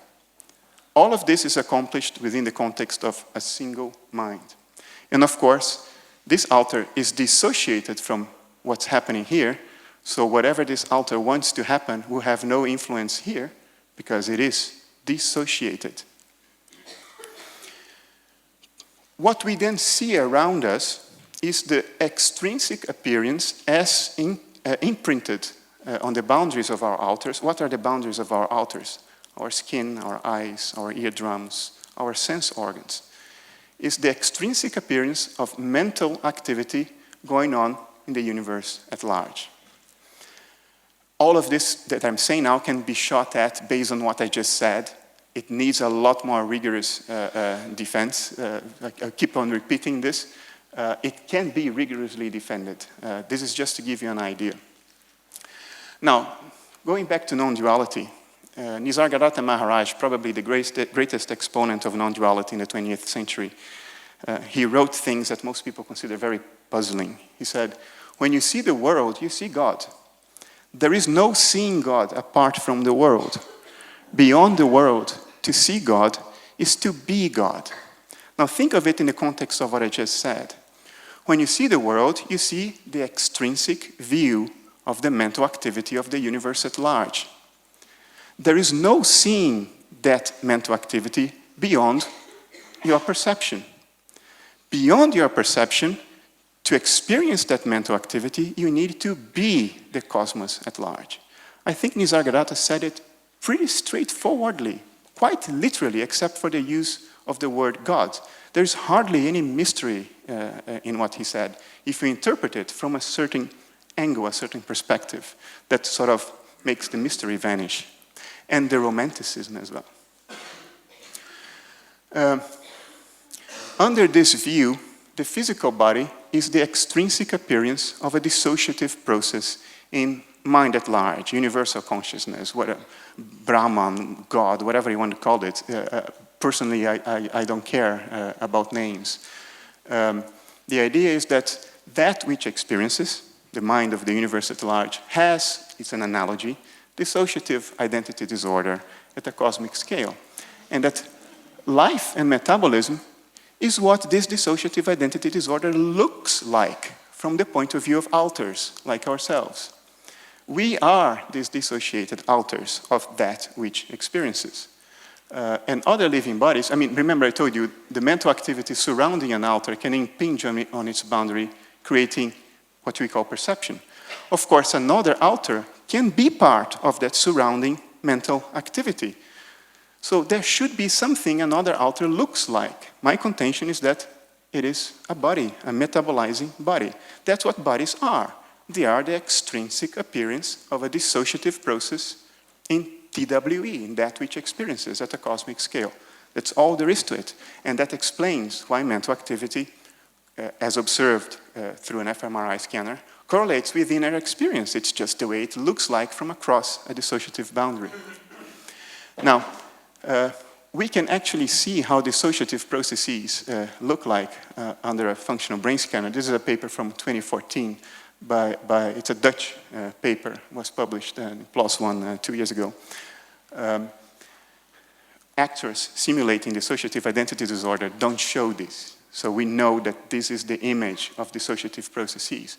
My contention is that if the universe is the extrinsic appearance of that which experiences in terms of a cosmic scale, then we are the image of the dissociative processes. We and bacteria and plants and whatever metabolizes, because metabolism is this unifying characteristic that allows us to bring all life in its diverse forms together under one class that is clearly discernible. Now, is this idea of a mental universe scientifically substantiated? In 2005, there was an essay published in Nature by Professor Richard Cohn-Henry, where he just said outright, the universe is entirely mental. And he concluded it by saying, it is immaterial, mental and spiritual, live and enjoy. And he was coming from a quantum physics perspective, which defies what we call contextuality, the idea that the properties of the world exist independent of experience. Since then, there have been a number of studies done. I don't want to get into technicalities, but basically, 3 of these studies, this, and this, they defeat the notion of non-contextuality. They defeat the notion that there exists anything with fixed properties outside and independent of your perception of it. The other 2 are related to non-locality, which you can tie into non-contextuality through the so-called Bell's theorem, but it doesn't matter. All of them basically make it very hard to defend the idea that there exists something outside mind. Certainly, they make it totally impossible to say that the world exists in a naive, realist way. In other words, as things that are there as they are, independent of our observation. And when we observe them, we just find out what they already were. This is gone. This news didn't percolate yet through the culture at large. But for people who are involved in this, that is completely untenable. So we find ourselves now in a position of having to find another story, because the naive realist story, the naive materialist story, is no longer tenable. Now, I want to take 5 minutes and go through, Robin alluded to this as dual aspect monism. Another technical term related to it, it's not the same, but it's related to it, is micropanpsychism. It's the idea that consciousness is fundamental as a property of matter, like mass, spin, charge. Oh, consciousness. Matter is also consciousness at a fundamental level, so consciousness is not created. Now, both materialism and this micropanpsychism entail that the world is a sort of Lego work where you put bricks together, space-time, matter with fundamental consciousness, and you assemble a world. This is different from idealism and non-duality, where we say that there is that which experiences, and the world emerges as a particular pattern of excitations of that which experiences. It's not a Lego block world that you build up from the bottom to the top with little bricks. To highlight the difference, although consciousness is fundamental under both views, one says that consciousness is in all matter, and the other says the opposite, that all matter is in consciousness. So they are not the same thing. What I am defending is this. This is still based on unsubstantiated abstractions. The error, I think, of micropanpsychists is to think that the structure that we perceive, the patterns and regularities of the world we perceive, which is the behavior, the excitations of that which experiences, is to take that as the structure of TWE itself. This is like saying that water is made of ripples. You look at the structure of the excitations of water, individual ripples, maybe in the form of concentric rings, and because you can discern that structure, you go and say, oh, water is made of ripples. Do you see what is happening here?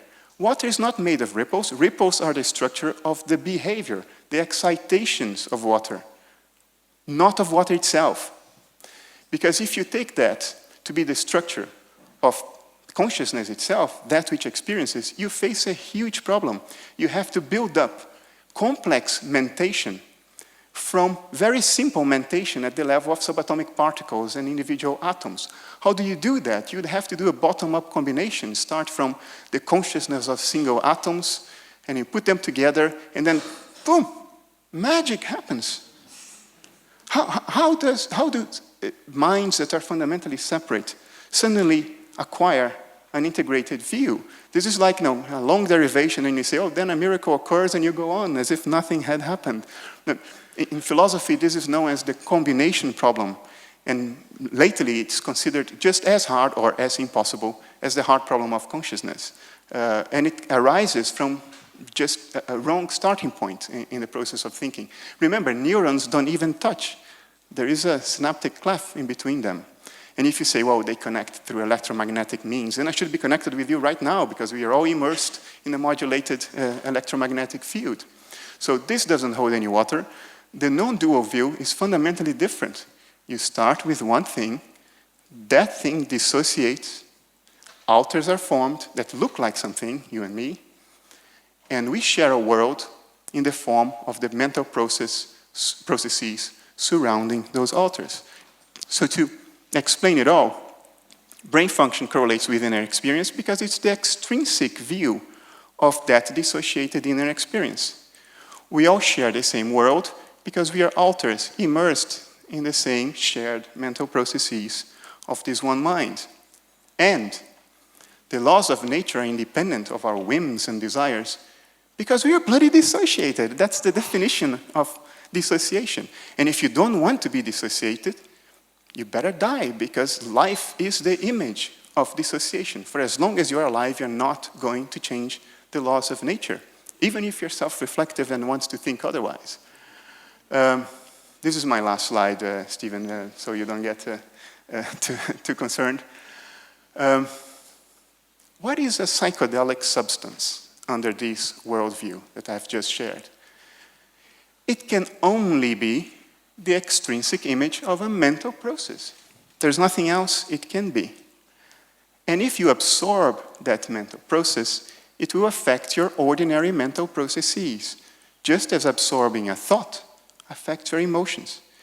You know, when there is that guy who comes and plants a thought in your mind, and then you let it go in, you absorb it, and it grows, and it completely changes your emotional life, I don't think there is much of a difference there. When somebody knocks you in the head, what is that? That's the image of a mental process that will affect your ordinary mental processes, just like a thought can affect an emotion, or emotion affect a thought, and so on. There is nothing outside mind. There are only extrinsic images of mental processes. And that mental processes affect other mental processes is trivial, theoretically and empirically. What is a trip? If normal brain function is the extrinsic appearance of a dissociative process in TWE, if you reduce the right types of brain function, that should be the image of a reduction in that dissociation. And if you reduce dissociation, your inner life will expand.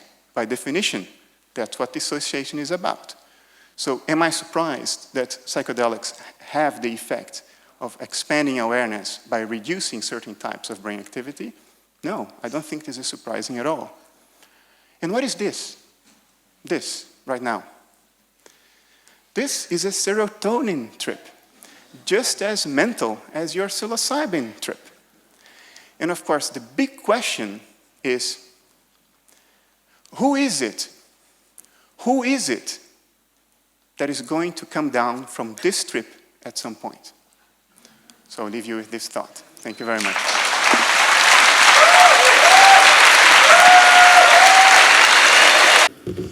Robin, I'm struck that, the alternative position that you took was not scientific materialism. It was this dual aspect monism, if you like, which still strikes me as a very significant departure from the mainstream scientific materialist paradigm. And it's not. Okay, well, maybe you can say something about that and say to, yeah, I'll let you go. Sure, okay, well, the reason why I said it's not is that it's hard to challenge the subjectivity of subjective experience. Why should one have an agenda where you want to say that it's only of existence or of reality if we can pinpoint every material component and interaction between those components? That just wouldn't offer a satisfactory explanation for the phenomenon. I think if that was people's approach, then they wouldn't do phenomenological analyses, they wouldn't look at the properties of people's descriptions of their experiences, they wouldn't do ratings. I know ratings are very, very limited. what we're trying to do now. And this is an important thing to say as well. What we're becoming increasingly conscious of, I think we've always been conscious of the limitation of the biological measures, which are considerable. So fMRI only picks up activity of a certain time scale, EEG, MEG can't see into the very depths of the brain. But now we're becoming much more conscious of the limitations of our subjective measures. And I think this is one thing that people have probably found dissatisfying with our work, with other work to date, is that there hasn't been a sufficient tackling of the subjective experience in terms of its phenomenological richness.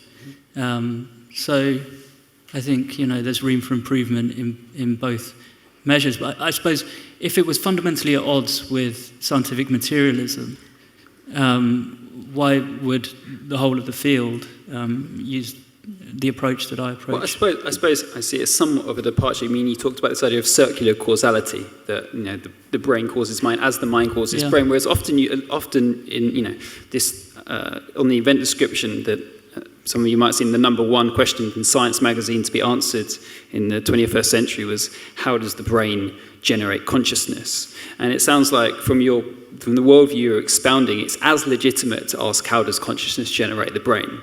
There's this kind of, as part of this dual aspect. Yeah, I can see some appeal in that other perspective. What I would ask for is why it should only be that. I'm still not convinced about that. And so perhaps there's, opportunity for the other guys to convince me. Well, let's take a couple of questions from the floor. So hopefully have we got a radio mic in the floor somewhere?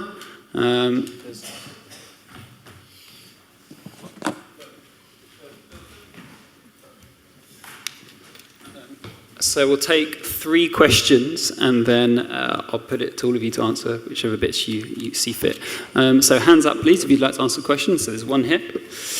And let's see. I'm very keen to get some women's voices if possible. There's one just behind here. Yeah. So do you want to start by just speaking? Yeah. Well, first of all, thank you very much to all the speakers for their incredible presentations. I have one burning question / comment coming out of your presentation. It's probably first goes to Robin. I pretty much accepted the way you approached the questions and the way you challenged the non-duality aspect, except for the way you interpreted the third question, which is why do psychedelics reliably induce experiences of cosmic consciousness and unity? And you said something along the lines of, well, if you block the serotonin receptor, then it doesn't, etc. Yeah. And for me, I have no problem with that. I mean, I know that, as Bernardo pointed out, the brain is a physical system. We are part of a physical system. So I know that, it has to work in a certain way. There's no magic trick involved, as you say. So if that's the case, I wouldn't have to pay for a return ticket to Amsterdam to try psilocybin experience. I would have gone to Tesco and bought broccoli and expect something would happen in my brain. So I'm sure that's an important question. For a more interesting way to interpret that question in my mind would be, why is it almost always unity and cosmic conscious rather than something else? I think that is a more interesting question, interesting way to interpret the question. So I was wondering whether you had some thoughts on that, and I would expect other speakers to Thank you. Yeah. jump in as well. So we'll take it. Was there a lady just here who wanted to ask something? Yeah? Well, my question will be primarily to Peter Russell, but thank you very much, everyone, for your talks. The question will be about what is your point of view of justification of taking the psychedelic drugs on the journey of the self-realization, because I see more and more that people are using the, let's say, ayahuasca, like some others are going to the pub every week. So they go and take ayahuasca every weekend. And this is what becomes their mean to the end. And now we have seen the empiric evidence as well of the connection between the, egoless state and use of psychedelic drugs. But if it will be that easy then Steve Jobs, who was big advocate of the LSD, he surely would be egoless in the time when he was alive, and it didn't happen. Maybe he didn't take the high dosage, I don't know. So my question will be, what is the scenario where you would advocate taking the psychedelic drugs, and to what extent on the spiritual journey? Thank you. Okay, and one more. Any women? We are 4 men up here, of course. Is there someone? Sorry, if you might be able to see someone here. Yeah, right. Thank you. I have a question mainly to Robin. You described how you measure psychedelic experiences in patients in your laboratory work, and I was just on one hand, we're trying to come up with tools to quantify and measure the experience, but then on the other hand, something that Peter touched on, the psychedelic experience is ineffable and not being able to express it in words.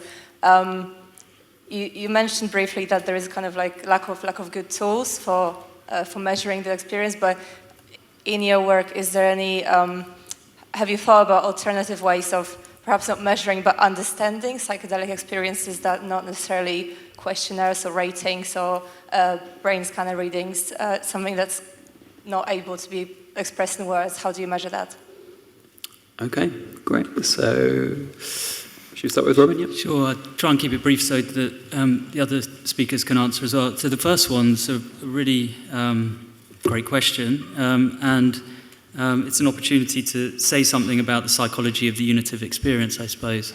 Before I do that, I want to qualify that statement that why is it always unity? Because from observation, and I think from many people's experiences, it isn't always unity. It can be struggle, it can be dysphoria, it can be a sense of an inability to give way. And that, may manifest in terms of something that isn't that oceanic bliss that can characterize a unitive experience. So it's not inevitable and it's not always unitive. However, why does the unitive experience, and I think that was really what you're asking, what's the nature of the unitive experience? What might it rest on in terms of dynamic processes in the brain? Also, what's its psychology? And, having a background in depth psychology, I found appeal. It's not to everyone's taste because they feel it's sort of explaining away rather than really explaining. But Freud's perspective on an experience of oceanic boundlessness is that it feels familiar. It has that very profound sense of familiar. I always knew this. This is something that I always knew because it is familiar, because we were there once. And that's because the self didn't always exist. The self is something that develops, probably pinpointed to a certain age when it develops. So it has that ontogenetic quality, and it probably has a phylogenetic quality as well. Humans didn't always have a sense of self, a sense of ego. And so I think a way to characterize the psychedelic state, which is actually, again, evidence-led through our imaging results, but also because it makes sense on the psychological level, is that it's regressive, that the system returns to an earlier state, and that might be an ontogenetically earlier state, so a developmentally earlier state like we had in infancy or before the development of the self. But it also may be a state that's sort of pre-human in our contemporary way. And then the reason, just to mention the neurobiological aspect, is that one way to get a handle, in many ways perhaps, a very useful way to get a handle on how the brain works is to look at how it develops. So how does it change as we develop, as we mature? And when you look at that, you find that the brain shows certain properties that develop as we develop. So it shows an increase in integrity of certain distributed systems or networks, and it shows an increase in the differentiation of those networks as they become more specialized, more finessed for the different functions that they subserve. Now, when you look at the psychedelic state, you see that those properties are quite markedly compromised. So there's a de-differentiation, the networks blend into one, and the integrity of independent intrinsic networks is markedly compromised as well. So you see a disintegration and a unification. And that's characteristic of an earlier state of brain development.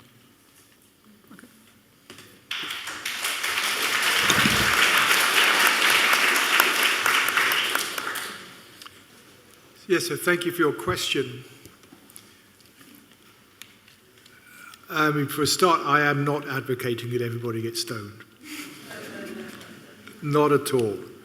And I totally empathize with what you're saying about the sort of the interest in ayahuasca and things. It's caught on, it's almost like a fashion. My attitude is, I don't think in my recent life I've ever been encouraging anybody to take a psychedelic, and I wouldn't. For two reasons. One, I think you can have just as deep a profound opening through meditation. And psychedelics, I agree, do not reliably give you the unitive experience. They can do, but a lot of the time they don't. They'll give you other experiences which can be very, very seductive and may even take you away from a true mystical opening. My attitude is, if somebody is interested in doing that, if somebody wants to do that, my encouragement is to, particularly if you're new to the area, is to have a really competent guide, support system. And it comes back to what Timothy Leary said back in the 60s, it's set and setting. Not to go out clubbing. My advice is to be in a very quiet, meditative setting, and to have that as one's set. I mean, setting is environment, set is attitude. To approach it as a meditation, as an inner investigation, to open up to what one can learn about one's own being.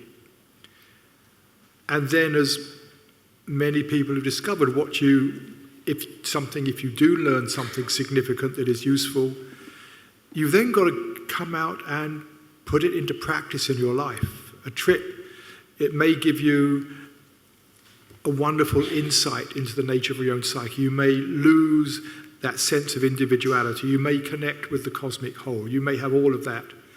And then it comes out and it's largely a memory. And there's a learning there. If there's learning, it then takes regular practice, work to begin to integrate that into your life. And that's the same as with meditation. You can have an opening and awareness with meditation, but with all these things, it's how do you then integrate that into your life so that you're beginning to be in the world that is in a way that is less dominated by the ego mind. Thank you.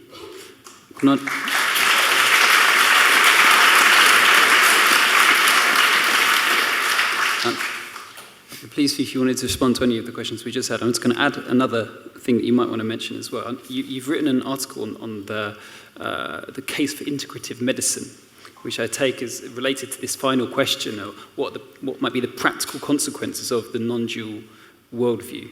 And I just, if we are these dissociated identities of a cosmic mind, how can we use that to our peace, joy, health benefit in some way, do you think? I'm probably the wrong person to ask questions such as these. I try to focus on philosophy and trying to make sense of this, of what there is. I did write that article, and the core of that article was that under this non-dual idealist view, the body is the image of mental processes. And because it's a monist view, there cannot be this distinction between body and mind. So the body, to go back to Robin's allusion to depth psychology, the body would be the image of the, quote, unconscious. And as such, by influencing your unconscious mental activity, you're directly influencing the body because the body is the image of that. There isn't a causal chain here. It's just the image of changing your unconscious mental activity. There are two things I'd like to add to this, though. I think the word unconscious is a misnomer. The origin of this is that people can only report experiences that they are metacognitively aware of. Let me unpack this. You can only say that you are experiencing something that you don't only experience, but you know that you are experiencing. For instance, 30 seconds ago, you didn't know that you were experiencing breathing, the air flowing in and out of your nostrils, the movement of your diaphragm, the inflation of your thorax. But you were experiencing it. When I said that, that entered your field of self-reflectiveness, your field of metacognition. And now you can report that you're having that experience. I think the unconscious are experiences in consciousness that are not metacognitive. They are not re-represented. They are not self-reflective. I think that the divergence between Robin's view on this regard and mine mirrors the divergence between Freud and Jung in 1912. Freud saw the unconscious as a sort of a passive storehouse of discarded elements of egoic consciousness, things that you don't remember, things that you reject, that you don't want to remember because they do you harm, bad memories, bad experiences. And the unconscious grows as that repository of things that were part of your life as an individual. I'm still with Robin in the sense that by reducing brain activity in the default mode network, which correlates with the ego, and I'm with you there too, that psychedelics can bring the unconscious into self-reflective awareness. But I don't think that unconscious is a storehouse of things that I've experienced previously in my life as an individual. They can't be, because there are things I've experienced that I tell you, those are not things Bernardo Kastrup has lived in his life. So there is no way that psychedelics were just making me remember things that I lived as a person and then rejected. So in that sense, I would align more with the Jungian view of the, quote, unconscious as active, and not a passive repository, but an active mental space that is creative, that generates new experiences that have never been experienced before. Okay. Thank you. So we'll take 3 more questions. We didn't address the third question. Please go ahead. Okay. So the question of ineffability, why can't you put the psychedelic experience easily into words? Clearly, people have had a go, and likes of Aldous Huxley and many others have written very poetically and beautifully about it, and have captured some of it, but I completely acknowledge that it's difficult to capture. And why is that? It may be because, again, appealing to that model of regression, you're returning to a state that is pre-linguistic, experience of the world that doesn't enmesh into the symbolic framework that we have once we acquire language. So that might be one explanation. And it's incredibly novel, and we tend to develop our vocabulary for the world based on what's familiar and what we've experienced. And so again, it's difficult to describe because we don't often experience that very unusual state. So that's the best we can offer. And then in terms of measures, we are looking at new measures, things like decoding, going from brain activity to subjective experiencing, if we can predict above chance what people are experiencing based on what we see in the brain. The popular kind of term to go with that is this idea of sort of mind reading. That's the sort of sci-fi spin on it. we're a long way from being able to do that, but that's the basic loosely, that's the sort of premise. We're also looking, as I alluded to, much more at more sophisticated linguistic analyses, collaborating with a couple of teams, one team looking not so much at the actual words themselves that patients and participants use, but the relationship between them and the transitions between them. And they found that in quantifying these properties of the language that people use in different states, you can predict outcomes further along down the line. So most tellingly, most impressively, they've applied this to people at risk of psychosis, what you call the at-risk mental state, where people are showing vulnerability factors for a transition to schizophrenia, and have been able to predict very impressively who is going to transition to schizophrenia. So these kind of more sophisticated linguistic analyses we're looking at as well. Okay, we're going to take a final 3 questions now then, so make them good. Anyone from the top, actually? I will take one from the top. If you want to come, you're going to have to come down to this door to use the microphone, but I'll wait for that. So in the meantime, there's one here. Yeah, in the white top here.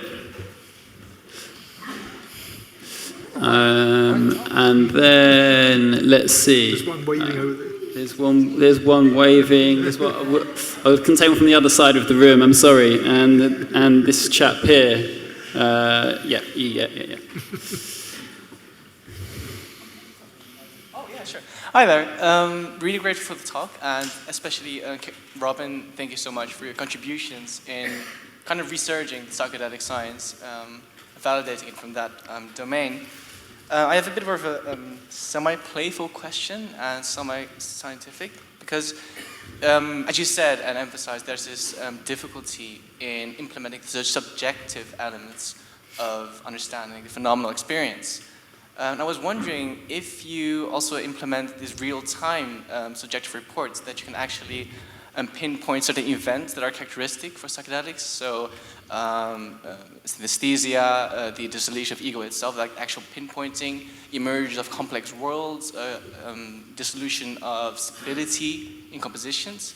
I was just wondering if you time block that with fMRI, for example, and could actually pinpoint not just the psychedelic experience on the whole, but the actual parts of it, because that will also be interesting for understanding the elemental composition of the subjective conscious experience itself. And kind of a second question.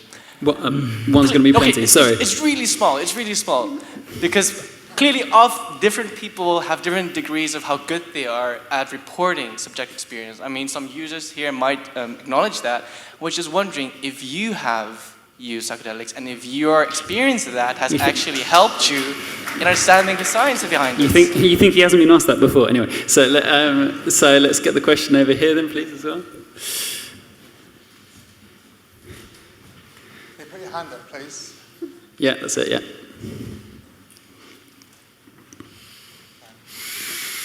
Well, one of my questions was that, so thanks.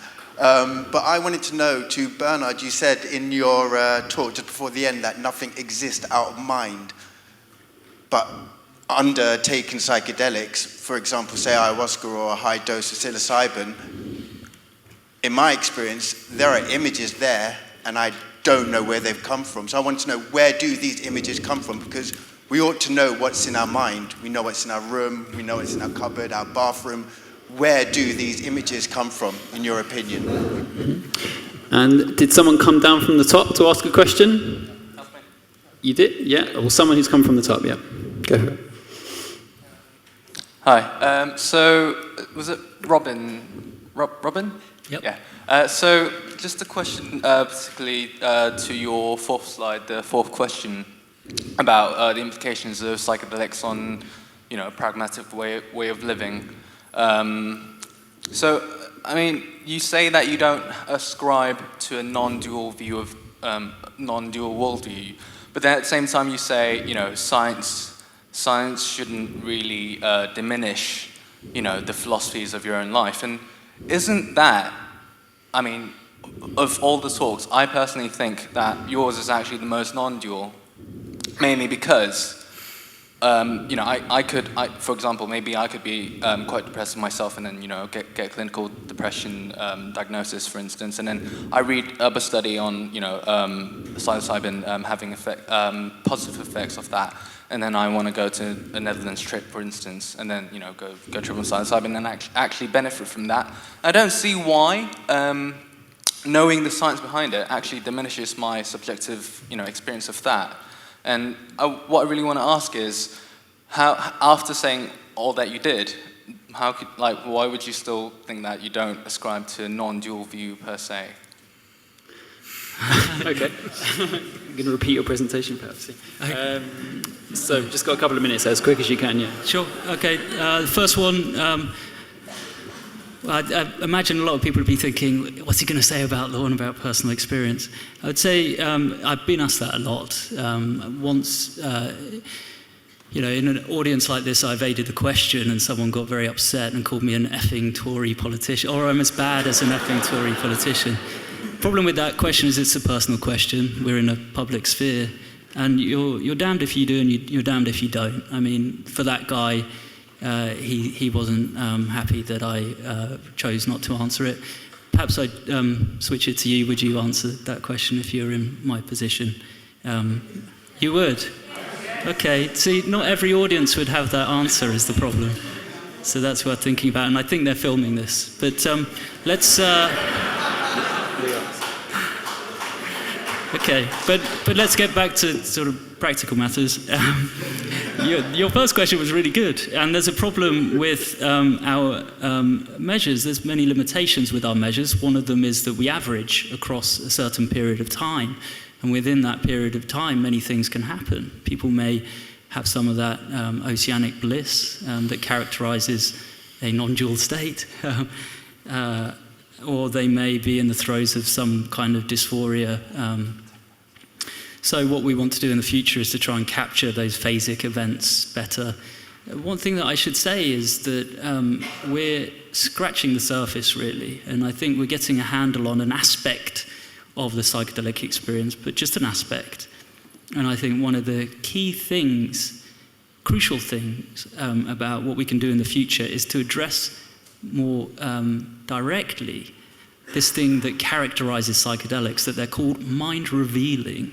And so to capture revelation, to capture insight would be very powerful and profound. So obviously we're putting our minds to how to do that, and it's hard to do that if you average over, say, 10 minutes of a scan.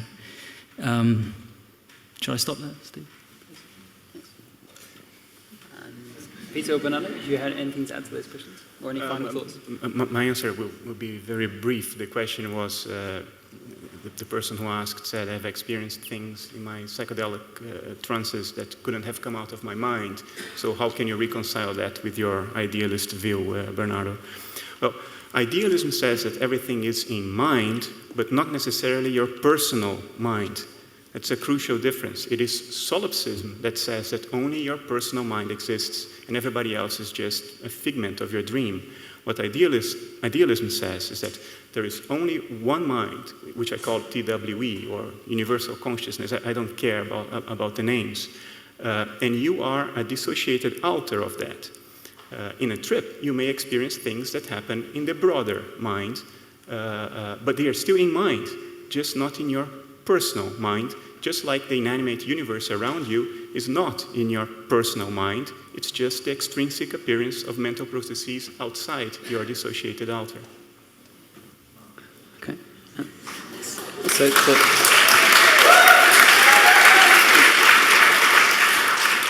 Peter, any final thoughts? Tons. Okay. Well. One totally irrelevant to these two questions. No, or anything you like. Yeah. Which is really partly what Bernardo was saying, and also Robin, in terms of consciousness in the brain. We conflate two questions when we say, does the brain create consciousness? There's actually two different questions there. One question is, does what happens in the brain affect your experience? And the answer clearly yes. And I'd go so far as to say every experience we ever have has some correlating brain state activity. The second question, which is confused with that, is does the brain create the capacity to have an experience in the first place? That's the hard problem. The easy problem, as it's defined, the easy problem is understanding how the brain works, and we might get there in 200 years' time. The hard problem still remains as to why does any of that actually lead to having a subjective experience. And your dual aspect model is one way around that, but it's not very satisfactory to my mind. That is the hard problem of, and I think the only way around it for me is actually to say, no, consciousness basically is what is, and the brain is influencing what is, but it doesn't actually generate consciousness. It generates the experiences that appear in consciousness. Thank you very much. A great place to end.